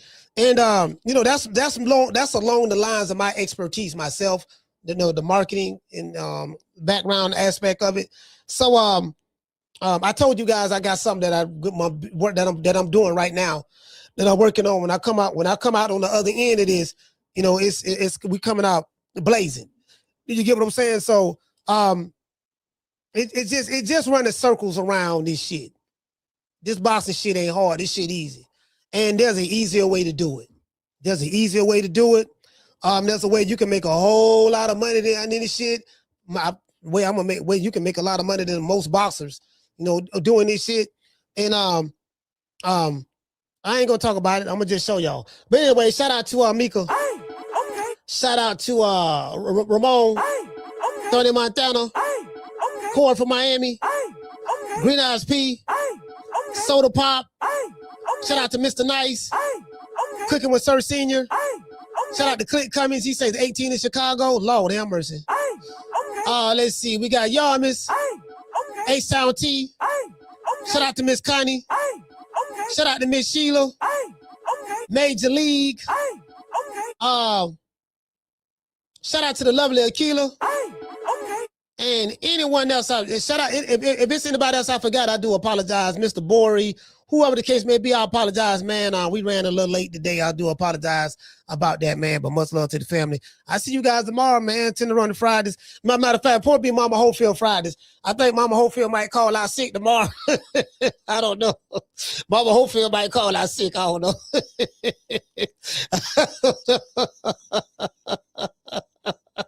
Mama Hopefield might come out. I can't make it this week, guys. I'm sick. I'm not feeling well. Stop. Kid. Yeah, what's up, Mom? Why you call me Mom when your dad? I thought you was my dummy. Well, I'm kind of both. Yeah, go get me some BC powder. Some BC powder. I got a headache. I have a splitting headache. I'm watching this whole ass nigga, Coach Malachi. He makes me sick. It's just the sight of him has my head hurting. Well, why are you watching him? I don't know. I'm just so addicted to him. True. You know, some motherfucker be pain freaks. Like, motherfucker be watching shit that they know that they ain't gonna like, but they watch it anyways, and they complain about the shit that they watching that they don't like. And I don't like that shit. Okay, why you watching it? Cause I don't like that whole ass nigga. Okay. Man, that nigga giving me a headache. Why you watching him? Cause I don't like him. Okay, well, if he giving you a headache, then why are you watching something that's giving you a headache? So let me get this straight. You're voluntarily watching someone that's giving you a headache that you don't like. Yeah. Does that make sense to you? It don't need to make sense. I'm just doing it. True. Catch you guys on the next one. You know my motto. Don't meet me there, beat me there. Peace. Man, I'm out of here, bro. Let's go. Man, I'm out of here, bro. Let's go.